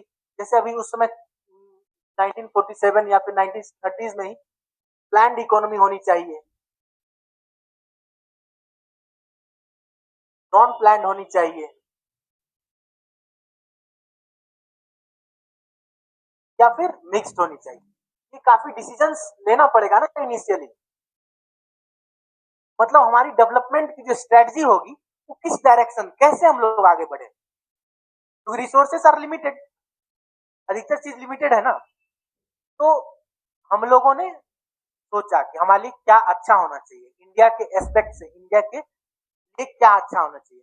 अब हम लोग देखते हैं, सबसे पहले नॉन प्लान करने का मतलब कैपिटलिस्ट वे में अगर हम लोग डेवलप करते हैं आगे, तो हुआ कि ठीक है 1990s में, बाद में लोग कहते हैं कि 1990s में हमने इकोनॉमी ओपन की, हमें पहले ही कर देना चाहिए था। तो कैसे करते हैं, जब जो उस समय की जो सिचुएशन थी, we can not see history from the current point of time. आज जो हम चीजें देखते हैं और उस समय जो रही होगी वो टोटली डिफरेंट रही होगी ना। उस समय की situation, circumstances and everything was totally different. जब 1947 की बात है, जब देश आजाद हुई, तो 1929 में हमने क्या देखा था, great economic depression, last class में देखा था। जब 1929 में ग्रेट इकोनॉमिक डिप्रेशन आई, तो ये फ्लॉनेस ऑफ कैपिटलिस्ट इकोनॉमी को उजागर करती है कि रातों रात लोग तबाह हो रहे हैं, रोड पे आ जा रहे हैं, अनएम्प्लॉयमेंट है, इंडस्ट्रीज बंद हो रही है। तो अब जब कोई चीज आप सामने देख रहे हो तो आपको ज्यादा डर लगेगा ना। 100 साल बाद उसी चीजों को देखना बहुत आसान हो जाती है। जब उस समय जो हमारे लीडर्स थे, उन्हें लगा कि यार ये तो फ्लॉ है उसमें। और उसी टाइम पे 1929 के आसपास, 28 के आसपास, स्टालिन जो है यूएसएसआर में, सोवियत यूनियन में, वो 5 ईयर प्लान लेके आया था। और वो total economy, world economy devastation की ओर जा रही थी, और वो प्रोग्रेस कर रहा था। तो वो फैक्टर भी आती है ना कि वो क्या बात है। तो आप हिस्ट्री में भी देखोगे 1929 के समय भगत सिंह का राइज हो रहा है, लेफ्ट पार्टीज की राइज हो रही है। क्यों? क्योंकि फ्लॉज दिख रही थी कैपिटलिस्ट इकोनॉमी में। और ऐसे भी जो पहले की एरा थी, जब इंडस्ट्रियलाइजेशन हो रही थी, लेबर क्लास का हालत खास्ता था, रहने का सिचुएशन खराब, चाइल्ड लेबर, इंडस्ट्रीज में काम कराए जा रहे हैं 7-7 साल, 8-8 साल, 9-10-10 साल के बच्चों को 13-13 घंटा, 14-14 घंटा इंडस्ट्रीज में काम करा रहे हैं, different industries, pathetic living. London की जब आप इमेज देखोगे 1850s, तब आपको लगेगा यार क्या हालत थी। अब जो देख रहे हो वो डिफरेंट है ना। तो अपने पास भी अब हम लोग कैसे आगे बढ़े, how shall we proceed further in the course of development. तो अपने पास एक एक आइडिया सा था कि भाई क्या करें आखिर, क्योंकि initial step is always a foundation, क्योंकि हमें उसमें नेशन बनाना था, कंट्री बनाना था, इकोनॉमी बनाना था। तो हम लोगों ने डिसाइड किया कि प्लान्ड इकोनॉमी में भी चलो ठीक है, फ्लॉज है, क्योंकि वहां पे फ्रीडम कम थी, जैसे शहर में फ्रीडम कम थी, पर्सनल डेवलपमेंट कम हो रहा था लोगों को। तो हमें लगा कि क्या किया जाए, क्या किया जाए। फिर एक और ऑप्शन थी अपने पास, मिक्स्ड इकोनॉमी। फ्रांस जो है 1944 के आसपास, 45 के आसपास मिक्स्ड इकोनॉमी की तरफ चला गया था। कहने का मतलब कुछ चीजें प्लान्ड भी होगी, कुछ नॉन प्लान्ड भी होगी, ये भी ऑप्शन थी हमारे पास। लेकिन ये फ्रांस के पास एक्सपीरियंस नहीं था, 3 ही साल का एक्सपीरियंस हुआ ना। हम तो अभी 47 में आजाद हुए, तुम मिक्स बने हो 1944 में। तो वो भी प्रॉब्लम है भाई, करे तो करे क्या। तो अब इंडियन लीडर्स जो है, जैसे जेएल नेहरू हो गए उस टाइम पे, और का नाम लो, पटेल जी हो गए, जो भी मेजर लीडर्स थे, उन्होंने सोचा कि मेजरली हमारा फोकस प्लान्ड इकोनॉमी, हालांकि मिक्स्ड इकोनॉमी है, लेकिन tilted towards planned economy. Planned economy क्यों? क्योंकि इकोनॉमिक प्लानिंग की बात उठने लगी थी 1930 से। उस समय भी जो इंडस्ट्रियलिस्ट हुआ करते थे, कोई सर्वोदय प्लान देता था, कोई कांग्रेस की भी एक प्लान थी, कांग्रेस प्लान, कोई बॉम्बे प्लान, क्योंकि लगने लगा था देश अब आजाद होने वाली है। जब 1930s में कौन सी मूवमेंट हुई थी, नहीं पढ़े आप लोग, नॉन कॉपरेशन तो 20s में हुई थी। सिविल डिसोबीडियंस के टाइम पे ही लगने लगा था कि अब जो है कंट्री फ्री हो जाएगी, लेकिन उसमें हुई नहीं, क्विट इंडिया मूवमेंट के बाद हुई। जब लगने लगे ना कि देश आजाद होने लगता है, तो लोग भी अपना इंटरेस्ट, जो इंडस्ट्रियलिस्ट क्लास है, उसमें भी इंडस्ट्रियलिस्ट क्लास थे, जे.आर.डी. टाटा हो गए, काफी बिरला हो गए, काफी लोग थे, उन्होंने भी, सबको डर लगता है ना कि भाई अगर कम्युनिस्ट इकोनॉमी हो जाते हैं तो प्राइवेट प्रॉपर्टी खत्म रातों रात। आज जो आप शहंशाह बने घूम रहे हो, करोड़ों की संपत्ति है, कल नल एंड वॉइड हो जाएगा, स्टेट ले लेगी, आपसे छीन लेगी। तो जितने भी इंटेलेक्ट क्लास थे आजादी से पहले, वो अपना अपना दे रहे थे कि पाथ ऑफ प्रोग्रेस ऐसा होना चाहिए इंडिया का। कोई कह रहे थे कि कोई कह रहे थे कि कैपिटल गुड्स की तरफ ज्यादा लीन ऑन करना चाहिए, मैन्युफैक्चरिंग की तरफ। कोई कह रहे थे कि लेबर गुड्स की तरफ ज्यादा होना चाहिए। कोई कह रहे थे कैपिटलिस्ट इकोनॉमी होना चाहिए। कोई कह रहे थे नहीं, लेफ्ट वाला होना चाहिए, कमांड इकोनॉमी होनी चाहिए, प्लान होनी चाहिए। तो इस बीच में काफी प्लान्स आई, जो कि प्लान आपको कभी कभी पूछा जा सकता है। तो 3-4 प्लान के बारे में देखते हैं, एक दो लाइन। सबसे पहले लिखते हैं विश्वेश्वरैया प्लान।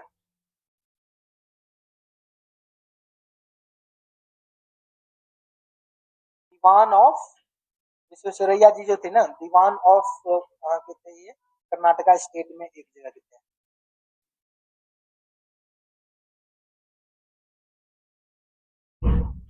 आप लिखो background of planning in India. Ultimately हम लोग 5 ईयर प्लान बाद में अडॉप्ट किए थे, but background of planning in India. Number 1 पे लिखो विश्वेश्वरैया प्लान, VISVESVESVARAYA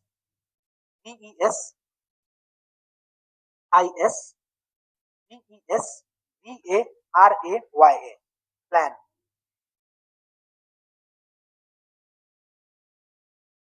ये जो थे ना मिस्टर विश्वेश्वरैया, ये सिविल सर्वेंट भी रहे थे, ex Diwan of Mysore state थे। ये क्या कहते हैं, इनका कुछ डैम्स वगैरह में भी काफी इंजीनियर थे बेसिकली, डैम्स वगैरह में भी काफी कंट्रीब्यूशन रहा है। पहले के जमाने में ना लोग मल्टी टैलेंटेड हुआ करते थे, कोई इंजीनियर भी है तो वो इकोनॉमिस्ट भी है। अब क्या होता है, स्पेशलाइजेशन काफी हो गई है ना। तो पहले के जमाने में, अब और भी बहुत पहले चला जाओ तो कहा जाता है एरिस्टोटल वगैरह जो है ना, टोटल अर्थ पे जितनी नॉलेज थी ना, वो टोटल उसके पास थी। उस टाइम की अवेलेबल नॉलेज जितनी हुई करती थी, चाहे वो बायोलॉजी ले लो, फिजिक्स ले लो, एस्ट्रोनॉमी ले लो, तो मल्टीपर्पज लोग होते थे, मल्टीपल सब्जेक्ट्स में उनको नॉलेज हुआ करता था।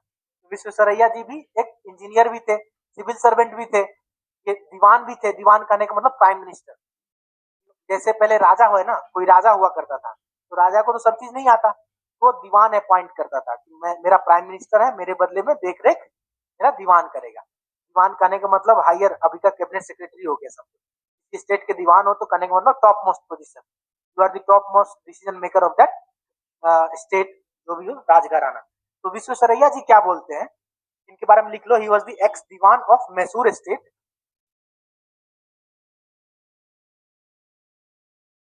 ऑफ मैसूर स्टेट, ब्रैकेट में डाल दो उसको। इनके इनका जो प्लान था ना, एम्फेसिस ऑन इंडस्ट्रियलाइजेशन था। ये कह रहे थे कि इंडस्ट्रियलाइजेशन की तरफ हम लोग को ज्यादा बढ़ना चाहिए, इंडिया को इंडस्ट्रियलाइज करो, ठीक है। His Visvesvaraya, M Visvesvaraya idea of state planning, M Visvesvaraya idea of state planning where an exercise,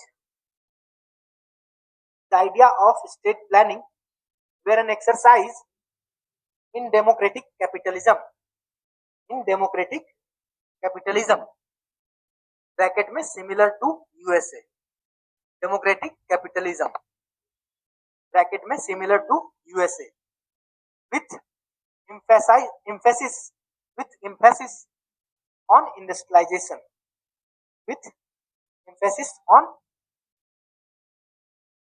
with emphasis on industrialization,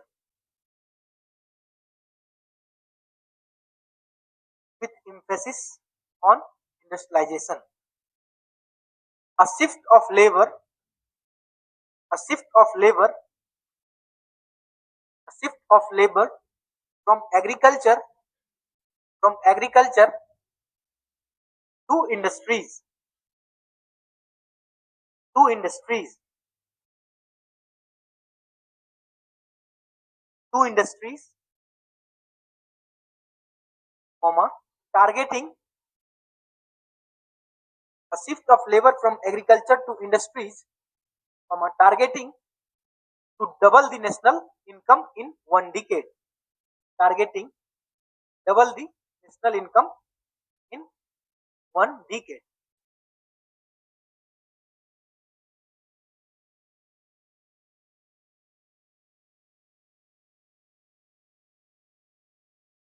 Targeting double the national income in 1 decade. समझ में आ गया? सिंपल है. ब्रैकेट में लिख लो आगे में ही या फिर लाइन लिख लो. It was published in 1934.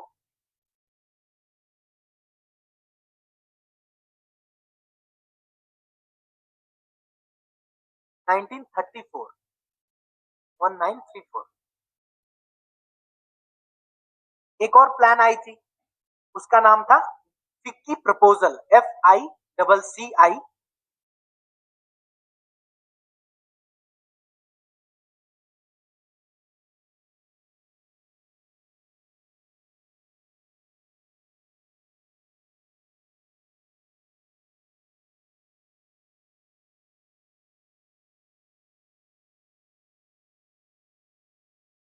देखो एक इंस्टीट्यूशन बनी थी लगभग 1927 के करीब. 1927 1928 के बीच की बात है, आप देख लेना. इसका नाम था federation of Indian commerce, federation of Indian chamber of commerce and industries. कहने का मतलब ये भी इंडस्ट्रिस्ट लोगों की एक ऑर्गेनाइजेशन थी. कब बनी है? 1927 में.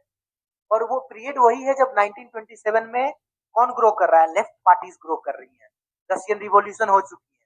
आप विजुअलाइज करके देखना, कोरिलेट करके देखना, तो आपको समझने में आसानी होगी और डेट्स वगैरह भी याद करने में आसान होगी. तो फिक्की प्रपोजल कौन लेके आए? ये भी इंडस्ट्रियलिस्ट क्लास लाए. इनका भी कहना क्या होगा? डेफिनेट सी बात है, जो जिस क्लास का रिप्रेजेंटेशन होगा जिस ऑर्गेनाइजेशन में, वो उसी तरह का वॉइस बोलेंगे ना, अपना ही वॉइस फॉरवर्ड करेंगे. तो फिक्की जो प्रपोजल आई थी, वो उसमें फिक्की में कौन कौन लोग हुआ करते थे? इंडस्ट्रिस्ट होते थे. वो क्या कहेंगे? कैपिटलिज्म की तरफ ज्यादा बढ़ावा देंगे ना. वो बोलेंगे कैपिटलिस्ट इकोनॉमी होना चाहिए, वो अपने इंटरेस्ट की बात करेंगे. ठीक है, तो अब फिक्की प्रपोजल के बारे में देखते हैं. FICCI federation of Indian chambers of commerce and industries 1927 में एक ऑर्गेनाइजेशन बनी थी. आप हिस्ट्री में पढ़ोगे. इससे पहले भी एक और ऑर्गेनाइजेशन बन चुकी थी, उसका नाम था एसोचैम, 1920s के पास में. तो वो भी आप ये सब चीजें हिस्ट्री में पढ़ोगे अच्छे से. ठीक है, फिक्की प्रपोजल के बारे में लिखो.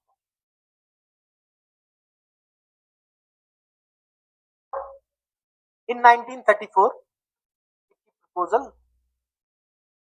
In 1934, ये भी 1934 की बात है, क्योंकि सभी ला रहे हैं. एक लाना शुरू करता है तो फिर नेक्स्ट लाता है, नेक्स्ट लाता है.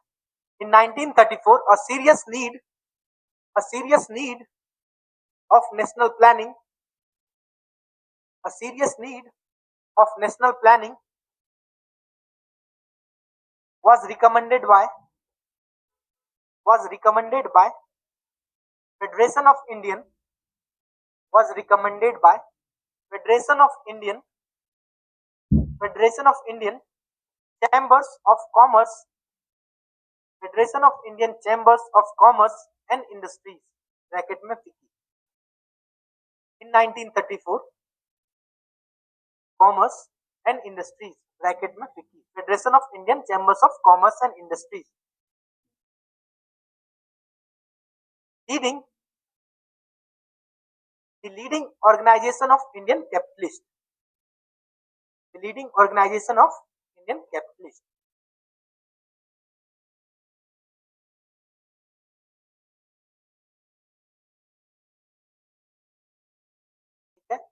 Voicing the views of capitalist class. Voicing the views of capitalist class. Voicing the views of capitalist class. They further called for a high power. Voicing the views of the capitalist class, they further called for a high-powered National Planning Commission. High-powered National Planning Commission to coordinate to coordinate to coordinate the whole process to coordinate the whole process of planning coordinate the whole process of planning so that the country could make a structural break structural break with the past structural break with the past and achieve structural break with the past and achieve its full growth potential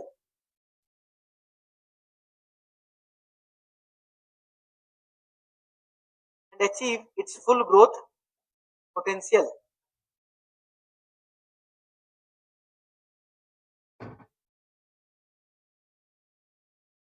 देख लिए समझ में आ गया ना। अब इस plan में काफी चीजें होंगी, प्लान भी 300-400 पेज की आई होगी, उतने अपने को ध्यान नहीं रखना। की प्रपोजल किसकी है? ये इंडस्ट्रियलिस्ट क्लास की है। जो भी ये बात कहेंगे ना वो कैपिटलिज्म की तरफ झुकाव इनका ज्यादा रहेगा, इंडस्ट्रियलाइजेशन की तरफ रहेगा। इनका कहना रहेगा कि लेबर इंटेंसिव नहीं होनी चाहिए, ज्यादा कैपिटल इंटेंसिव होनी चाहिए। लेबर क्यों नहीं होनी चाहिए? फिर वो ट्रेड यूनियन बना लेते हैं, प्रेशर डालते हैं, प्रॉब्लम होती है कैपिटलिस्ट क्लास को। उनको क्या चाहिए? कोई टेंशन ज्यादा नहीं चाहिए। अब ट्रेड यूनियन आ जाती है, कभी लॉकआउट कर रही है, कभी हड़ताल कर रही है, कभी धरने पे बैठ जा रही है, इनसे इंडस्ट्रियलिस्ट क्लास को प्रॉब्लम होती है ना।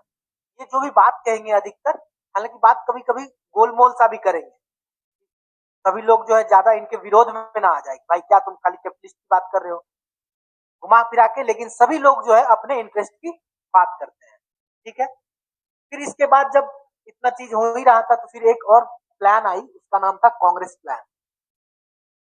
कांग्रेस वही कांग्रेस पार्टी है,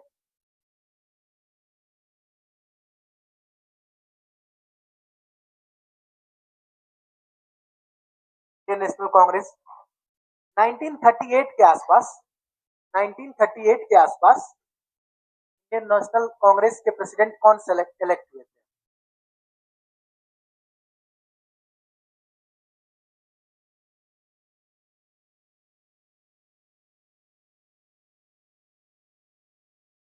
प्रेसिडेंट कौन इलेक्ट हुए थे, पता है आपको? अच्छा, नहीं पता। अच्छा, आप बताओ कि इंडिया गेट है, इंडिया गेट से आगे आजकल एक स्टैच्यू लगा है किन्हीं का, हाँ सिविल सर्वेंट भी थे वो। रैंक क्या थी उनकी? सुभाष चंद्र बोस की रैंक 4 थी। सुभाष चंद्र बोस के बारे में कहा जाता है कि अभी तक में इंटरव्यू में, सिविल सर्विसेज की हिस्ट्री में इंटरव्यू में सबसे ज्यादा हाईएस्ट मार्क्स आया है उनको। First attempt rank 4। उस जमाने में एग्जाम वगैरह कहाँ हुआ करती थी? ब्रिटेन में। और सब्जेक्ट्स क्या हुआ करती थी? लैटिन पढ़ना है, अलग अलग सब्जेक्ट। जो सब्जेक्ट रूल कहाँ करना है? इंडिया में करना है। लेकिन सब्जेक्ट होती थी जो कि ब्रिटिश चिल्ड्रेन को, ब्रिटिश बच्चे को फेवर करे। वहां पे जाकर के पढ़ करके फर्स्ट अटेम्प्ट में ही रैंक 4 लाना अपने आप में बड़ी बात थी 1920 के करीब। फिर वो क्या किए, थोड़ा दिन ट्रेनिंग लिए और बोले कि रिजाइन करते हैं। जब वो रिजाइन करने के लिए अपना लेटर भेजे ना, उनका रिजाइनिंग लेटर, जो अपना रिजाइनिंग रेजिग्नेशन लिख के देते हैं, अभी भी कहीं पड़ा हुआ इंटरनेट पे, पढ़ना उसको। तो जब लेटर लिख के भेजते हैं तो पूरा हंगामा खड़ा हो गया, भाई क्या यार, जो अभी भी सिविल सर्वेंट का इंडिया में क्या बहुत ज्यादा वैल्यू है। जब आप आईएएस बनते हो तो कहा जाता है कि अभी भी, जबकि कितना 100 साल से ज्यादा हो गया ना, 1920, अभी भी वर्ल्ड में और दूसरी कोई ऐसी सर्विस नहीं है जो कि आपको इतने यंग एज में उस लीडरशिप पोजीशन पे पहुंचा देगी जो कि आप अनमैचेबल हो सकते हो। एग्जाम्पल दू है, आप लोग तैयारी कर रहे हो, आप ये बताओ, आप ये सोचो, कोई भी मान लो कोई स्टेट ले लो, कोई स्टेट ले लो दिल्ली छोड़ के, क्योंकि दिल्ली में तो डीएम वगैरह कोई पहचानता ही नहीं, खुद डीएम बैठते हैं यहाँ पे, आपको पता भी नहीं हो अभी कौन से डिस्ट्रिक्ट में बैठे हो और यहाँ का डीएम ऑफिस कहाँ है। यहाँ तो एनोनिमस है वो बेचारा। इंडिया गेट के पास जाना, वहां पर ना बगल में एक डिस्ट्रिक्ट मजिस्ट्रेट की ऑफिस है, छोटी सी ऑफिस है, पता भी नहीं लगता वो कि ये डीएम ऑफिस है ये। और दूसरे स्टेट में जाओ, कहीं जाओ, वाह आलिशान, यही तो है। तो अभी दूसरे स्टेट की एग्जांपल दे रहा हूँ। दिल्ली में डीएम को कोई नहीं पूछता, पीएम बैठा है, तुम्हारा बॉस बैठा है, इतने सिविल सर्वेंट्स हैं, इतने मंत्री हैं, है ना। तो इसलिए लोग दिल्ली नहीं आना चाहते हैं। जो भी सिविल सर्वेंट सेलेक्ट होते हैं, पहले क्या था ना, वो चाहते थे हायर पोजीशन में, दिल्ली आओगे मिनिस्ट्री में आओगे, मिनिस्ट्री में कोई पहचान नहीं होती। जब इनिशियली आप सर्विस ज्वाइन करोगे तो मान लो कि डिस्ट्रिक्ट में आप डिस्ट्रिक्ट कलेक्टर हो, सर्वो सर्वा, वहां कोई नहीं, इंडिया में कहा भी जाता है डीएम सीएम या पीएम, ये तीन की चलती है। डिस्ट्रिक्ट में तो सारा रिसोर्सेस आपके हैंडल में है, और यहाँ पे आओगे तो सिर्फ एक डिपार्टमेंट में बैठोगे, डिपार्टमेंट में भी एक चेयर मिलेगा। लोग आना नहीं चाहते हैं दिल्ली, क्यों? क्योंकि कोई पहचान ही नहीं है, सिक्योरिटी गार्ड भी नहीं मिलेगा आपको। आईएएस बन के जब मिनिस्ट्री पे आप जाओगे, जेएस से ज्वाइंट सेक्रेटरी, जिसको कि 18 ईयर्स आपको जब सर्विस होगी आईएएस की, तब जनरल लोग जेएस ज्वाइंट सेक्रेटरी बनते हैं। जेएस जब बनते हैं तब कार मिलता है दिल्ली में, है ना। ऐसे घर और भी छोटा सा मिलेगा, कहने का मतलब है। वो तो खैर दूसरी बात है। अब मैं बताता हूँ कि अब दूसरे स्टेट में चले जाओ, दूसरे, अब मान लो कि मध्य प्रदेश ले लो, ठीक है, मिडिल है मध्य प्रदेश। अब भोपाल, भोपाल डिस्ट्रिक्ट होगी। अब बताओ, भोपाल जो डिस्ट्रिक्ट होगी, भोपाल कैपिटल रीजन भी होगी, एक डिस्ट्रिक्ट भी होगी, हर जगह होती है। तो भोपाल डिस्ट्रिक्ट की एनुअल बजट कितनी होती है? Guess, any guess? अरे रियली गेस करो, कोई दिक्कत नहीं है। 5-6 करोड़, हाईएस्ट बोलो कोई। 15-50, और कोई? 150 करोड़, और कोई ज्यादा सोच पा रहा है? मतलब अब सही भी हो सकता है, आप गलत भी हो सकते हैं, हम पूछना चाह रहे हैं। Any guesses from this side? नहीं, minimum 12,000 crore, minimum 12,000 crore, minimum बता रहा हूँ। 3-4 हजार करोड़ तो छोटे जिले जो होंगे ना अंडर डेवलप्ड में, वहां की होगी। मिनिमम 12,000 करोड़, और आपको $1 बिलियन में कितना होता है? 8,000 करोड़ के आसपास। अभी जितना भी, अगर 85 चल रही है तो 85,100 होगी। $1 बिलियन की कंपनी खड़ा करने के लिए आपको हो सकता है जिंदगी लग जाए। जब आईएएस बन के आप डीएम जाओगे तो साल भर का बजट कितना है आपका? भोपाल एक्सेप्शनल केस बोल रहा हूँ, भोपाल छोड़ो, तुम अगल बगल के सागर डिस्ट्रिक्ट में चले जाओ, किसी और डिस्ट्रिक्ट में चले जाओ, 8,000 करोड़ तो फिर भी होगी। $1 बिलियन। अब ये नहीं समझना चाहते आप ही लोगों का है, बजट की लोकेशन होती है सबकी अपने अपने तरह से। अब देखो, आप लीडरशिप पोजीशन कितने बड़े होल्ड कर रहे हो, मेरा कहने का मतलब है कि कितने बड़े लीडरशिप पोजीशन पे हो आप। उसी तरह आपको प्राइवेट सेक्टर में एक कंपनी खड़ा करना है, एंटरप्रेन्योर बन के 8,000 करोड़ की कंपनी खड़ा करने के लिए आपको जनरेशन लग जाएंगे। 1,000 करोड़ से ऊपर की कितनी कंपनी होगी इंडिया में? Any guess? 1,000 करोड़ से ऊपर की, 1,000 करोड़ से ऊपर की स्टॉक मार्केट में वैल्यूएशन वाली कितनी कंपनीज होगी? बस 1,000 कंपनीज है, याद रखने के लिए। बस 1,000 कंपनीज ऐसे हैं जिसकी टोटल नेटवर्थ 1,000 करोड़ से ज्यादा है। हाँ, रिलायंस की बहुत ज्यादा है, लेकिन कहने का मतलब 1,000 करोड़ से बस 1,000। अभी मान लो 1-2 साल पहले की डेटा है तो 1,500 ले लो, बट आप 8,000 करोड़, 10,000 करोड़ जब डिस्ट्रिक्ट, इसलिए ना लोग डीएम बनना चाहते हैं। आईएएस मतलब डीएम, लोग जानता भी किसको है? डीएम होइला हो, गाना भी एक उधर में कि ललना डीएम होइला हो, आता है कभी कभी रील में। सीएम ना, डीएम ना तो सीएम हो, समझे? तो कहने का मतलब, अब उस जमाने की बात करो। अब जो है सिविल सर्विसेज की जो डिस्क्रिशनरी पावर्स है वो काफी कम हो गई है। डिस्ट्रिक्ट मजिस्ट्रेट नहीं है वो, हालांकि डिस्ट्रिक्ट मजिस्ट्रेट अभी भी कहते हैं, सेपरेशन हो चुकी है। जब 1970s के में ही जब आईपीसी और सीआरपीसी रिडिफाइन कर रही थी गांधी जी, इंदिरा गांधी जी के समय में, तो जो मजिस्ट्रेट वाली पावर थी डीएम से विथहोल्ड कर ली गई थी और डिस्ट्रिक्ट जज में डाल दी गई थी। लेकिन फिर भी अभी उसको डिस्ट्रिक्ट मजिस्ट्रेट कहते हैं, हालांकि वो डीसी डिस्ट्रिक्ट कमिश्नर है, या फिर उसको कई जगह कलेक्टर कहते हैं, डिस्ट्रिक्ट कलेक्टर कहते हैं। तो बात कर रहे हैं हम 1920s की, जब वो अपनी रेजिग्नेशन देते हैं, सुभाष चंद्र बोस जब अपनी रेजिग्नेशन देती है तो पूरी ब्रिटिश एम्पायर हिल गई। क्या ये 20-22 साल का लड़का और इतनी बड़े चीज को मतलब कि लात मार रहा है, इस पे रेजिग्नेशन दे रहा है। तो उसको 4 दिन 5 दिन का और वक्त दिया गया सुभाष चंद्र बोस जी को, टाइम लो और एक बार सोचो, डिसीजन मेकिंग तुम ठीक कर रहे हो नहीं कर रहे हो, एक बार सोचो। उन्होंने कहा कि अल्टीमेटली हमने सोच लिया, रेजिग्नेशन दे दिया। तो अब 1938 की समी है, वही 22 साल का लड़का जो कि आईएएस का, उस समय उसको कहते थे ICS, imperial civil services, IAS का नाम था। आईसीएस को रिजाइन करके 1922 में बाद में कांग्रेस ज्वाइन करते हैं, इंडियन नेशनल कांग्रेस को प्लेटफॉर्म के रूप में ज्वाइन करते हैं। 1938 में ही was selected as the president of Indian National Congress. उसमें भी बहुत बवाल हुआ था। जब आदमी फर्स्ट अटेम्प्ट में आईएएस क्रैक करेगा तो उसकी अपनी होगी ना भाई, अपनी एटीट्यूड होती है ना। जब फर्स्ट अटेम्प्ट में जिसने क्रैक किया उसका लेवल ऑफ माइंडसेट समझ सकते हो, काफी ऊंची होगी। कोई फिफ्थ में कर रहे हैं, कोई सिक्स में, कोई कर ही नहीं पा रहे हैं। तो उनके अंदर अकड़ भी तो होगा। जब टैलेंट है तो अकड़ वो साथ में आएगी ना। तो इनकी बहुत लोगों से नहीं बनती थी कांग्रेस में भी।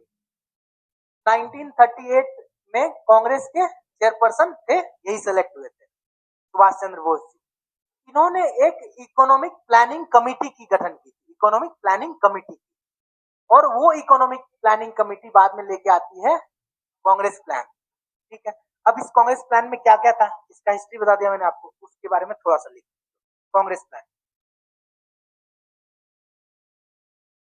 The Congress plan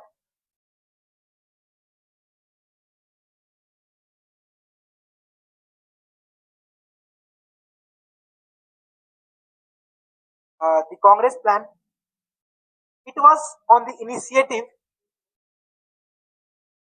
it was on the initiative, it was on the initiative of the Indian National Congress President, it was on the initiative of the Indian National Congress President Subhash Chandra Bose that National Planning Committee NPC, that the National Planning Committee NPC was set up in October 1938 under the chairmanship of Jawaharlal Nehru, JL Nehru. Congress के chairman कौन थे? सुभाष चंद्र बोस। उन्होंने एक committee की गठन की, national planning committee. अब उस नेशनल प्लानिंग कमेटी के चेयरपर्सन कौन है? JL नेहरू। ठीक है, to work out concrete programs for development, to work out concrete programs for development encompassing all major areas of economy, encompassing all major areas of economy।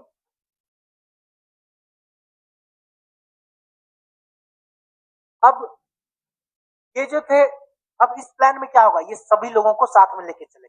Congress party ही ऐसी party थी जो सभी लोगों को साथ लेके चलने की बात करती थी। उसमें इंडस्ट्रियलिस्ट भी थे, कुछ लेफ्ट वाले भी थे, राइट वाले भी थे, सभी लोग थे। तो ये सबको साथ ले जाने की बात करेंगे कांग्रेस प्लान में, ये सब चीजें थी। अब देखो, JL नेहरू और सुभाष चंद्र बोस, इन दोनों में भी काफी साठगांठ सही था। 1938 की बात की, 1939 में आई थिंक वापस से 1939 में वापस से सुभाष चंद्र बोस सेलेक्ट हुए कांग्रेस के चेयरपर्सन। चेयरपर्सन कैसे सेलेक्ट होते थे पहले? हाँ, वोटिंग होती थी, मीटिंग होती थी, जो साल में एक बार हुआ करती थी। हालांकि बाद में कमिटीज बन गई थी। साल में एक बार कमिटी, जो कांग्रेस सेशन हुआ करता था, आप पढ़ोगे हिस्ट्री में कि Congress session of this that. जब 1939 में, 38 में तो वो बने ही हुए थे, 39 में फिर वो इलेक्शन में आ गए। इलेक्शन में आ गए तो गांधी जी बोल रहे थे इनको, तुम जो है ना मत लड़ो, मना कर रहे थे सुभाष चंद्र बोस को गांधी जी कि आप जो है मत लड़िए, आप एक बार बन चुके हैं 1938 में, नेक्स्ट को मौका दीजिए। तो वो नहीं माने गांधी जी के बात, और वो फिर भी लड़े। और गांधी जी क्या करते हैं कि सुभाष चंद्र बोस के अपोजिशन में कोई दूसरा मेंबर आना भी नहीं चाहता कि भाई इसके सामने आएंगे तो हार तय है। आप लड़ाई कब लड़ते हो? जब लोगों की जीत सकते हैं, तभी ना आपके साथ कौन आएगा? जब आप जीतने की जज्बा रखते हो ना, आपके साथ पूरा दुनिया खड़ा रहेगा। दुनिया को लगना चाहिए ना कि ये जीत सकता है, वरना साथ देने कोई नहीं आता। तो JL नेहरू के सामने कोई आ ही नहीं रहा था अपोनेंट। JL नेहरू बोल रहे हैं सुभाष चंद्र बोस के सामने 1939 में। तो गांधी जी तो बड़ा टेंशन में आ गए, क्योंकि वो तो खुद संन्यास ले चुके थे एक्टिव पॉलिटिक्स से, भाई हम पर तो लड़ेंगे ही नहीं। तो गांधी जी पट्टा भाई सीतारामैया को खड़ा किए, तुम जो है ना इसके विरोध में लड़ो, और पट्टा भाई सीतारामैया अल्टीमेटली हारना ही था, हार गए। तब गांधी जी बोलते हैं this is not defeat of Pattabhi Sitaramayya, this is defeat of me, मतलब गांधी जी हारता है, Gandhi took the responsibility of the defeat as a leader, because उसके कहने पे ही चुनाव लड़ा था। तो अब जब इतना चीज हो गया तो गांधी जी थे, Gandhi ji was Gandhi ji, nobody was parallel to Gandhi ji that time, cult leader थे उस टाइम पे देश के। तो काफी डिसअपॉइंटमेंट हो गई भाई बोस जी का और गांधी जी का ऐसे हो गया। तब कांग्रेस वर्किंग कमेटी हुआ करती थी, उसमें लगभग 11-12 मेंबर्स हुआ करते थे। 11-12 मेंबर्स में से ना जब ये सुभाष चंद्र बोस जीते तो लगभग 10 मेंबर्स ने रेजिग्नेशन दे दिया कि हम डिससेटिस्फाइड, मतलब कि हम नहीं चाहते हैं, इनको प्रेसिडेंट के रूप में देखना नहीं चाहते हैं। भले जो कांग्रेस के मेंबर्स हैं इनको एज अ प्रेसिडेंट चुन के भेजे हैं, but we don't want to see them as president. तो वो क्या किए, रेजिग्नेशन दे दिए गांधी जी के फेवर में। 2 लोग रिजाइन नहीं किए थे, एक थे जेल नेहरू और एक थे सुभाष चंद्र जी का, उनका रिश्तेदारी में भाई ही थे मेरे ख्याल से, वेस्ट बंगाल के थे 2 लोग। हाँ, तो कहने का मतलब है कि देखो काफी लोगों तो गांधी जी को खुश करने के लिए या फिर उस प्रेशर में रिजाइन दे दिए। जेल नेहरू भी बहुत मतलब कि मानते थे गांधी जी को, लेकिन ये कांग्रेस वर्किंग कमेटी से फिर भी रिजाइन नहीं किए, और ये साथ थे किनके, सुभाष चंद्र बोस जी को। तो काफी चीजों पर बोस और नेहरू जी का साथ में मतलब की विचारधारा काफी चीजें पे सिमिलर सी दिखेंगी। कहने का मतलब है जब कांग्रेस प्लान आई थी, चेयरमैन कौन थे अल्टीमेटली कांग्रेस के, सुभाष चंद्र बोस। वर्किंग कमेटी में काफी लोग रिजाइन कर दिए। जो एक बनी थी इकोनॉमिक कमेटी बनी थी, अभी जो लिखवाए, उसके चेयरपर्सन कौन थे। जब देश आजाद हुई तो लीडरशिप किनके हाथ में है, जेल नेहरू के हाथ में है। ही वॉज द अल्टीमेट लीडर, क्योंकि इनका तो वर्ल्ड वॉर 2 के बाद से पता ही नहीं चला। काफी थ्योरीज है ना, कॉन्स्पिरेसी थ्योरी है, काफी थ्योरीज चलती है, लेकिन जो भी हो केसेस वो Indian main line of politics में नहीं थे। पॉलिटिकल लीडर किनके हाथ, लीडरशिप किनके हाथ में था, जेल नेहरू के हाथ में। और जेल नेहरू फिर जो इकोनॉमी को आगे बढ़ाएंगे तो उनका माइंडसेट चलेगा जो भी उनके हिसाब से सही होनी चाहिए। कहा भी जाता है polity is the guardian of economy. Economy कैसे वर्क करेगी, जैसा पॉलिटी चाहेगी, polity is the guardian of economy. तो बाद में 5 ईयर्स प्लान आई तो सारा का जेनेसिस इन सब चीजों में जाती है। ठीक है, तो अब बाद में आगे चल के अभी कांग्रेस प्लान देख लिए, 2-3 प्लान और आई है, सर्वोदय प्लान उतना इंपॉर्टेंट नहीं है, वो आप एक बार देख लेना। हाँ, जब 1950s मार्च में प्लानिंग कमीशन एस्टेब्लिश करते हैं JL Nehru as a executive action, ये सब नेक्स्ट क्लास हम लोग देखेंगे। Planning commission types of plan देखेंगे, कितनी प्लान हुई है ना, अभी तक 12 प्लान हुई है। अब जो है प्लानिंग कमीशन रिप्लेस हो चुकी है नीति आयोग के द्वारा, NITI Aayog has replaced planning commission. तो उस अब प्लानिंग जो प्लान है ना, काफी प्लान है, लगभग 12 प्लान अभी तक। तो प्लान में भी बहुत चीजें हैं। एक प्लान अपने आप में 5 सालों का डॉक्यूमेंट हुआ करता था, 5 ईयर्स डॉक्यूमेंट। अब वो उसमें काफी ऑब्जेक्टिव्स है, काफी चीजें हैं, तो हम लोगों को उतना नहीं देखना।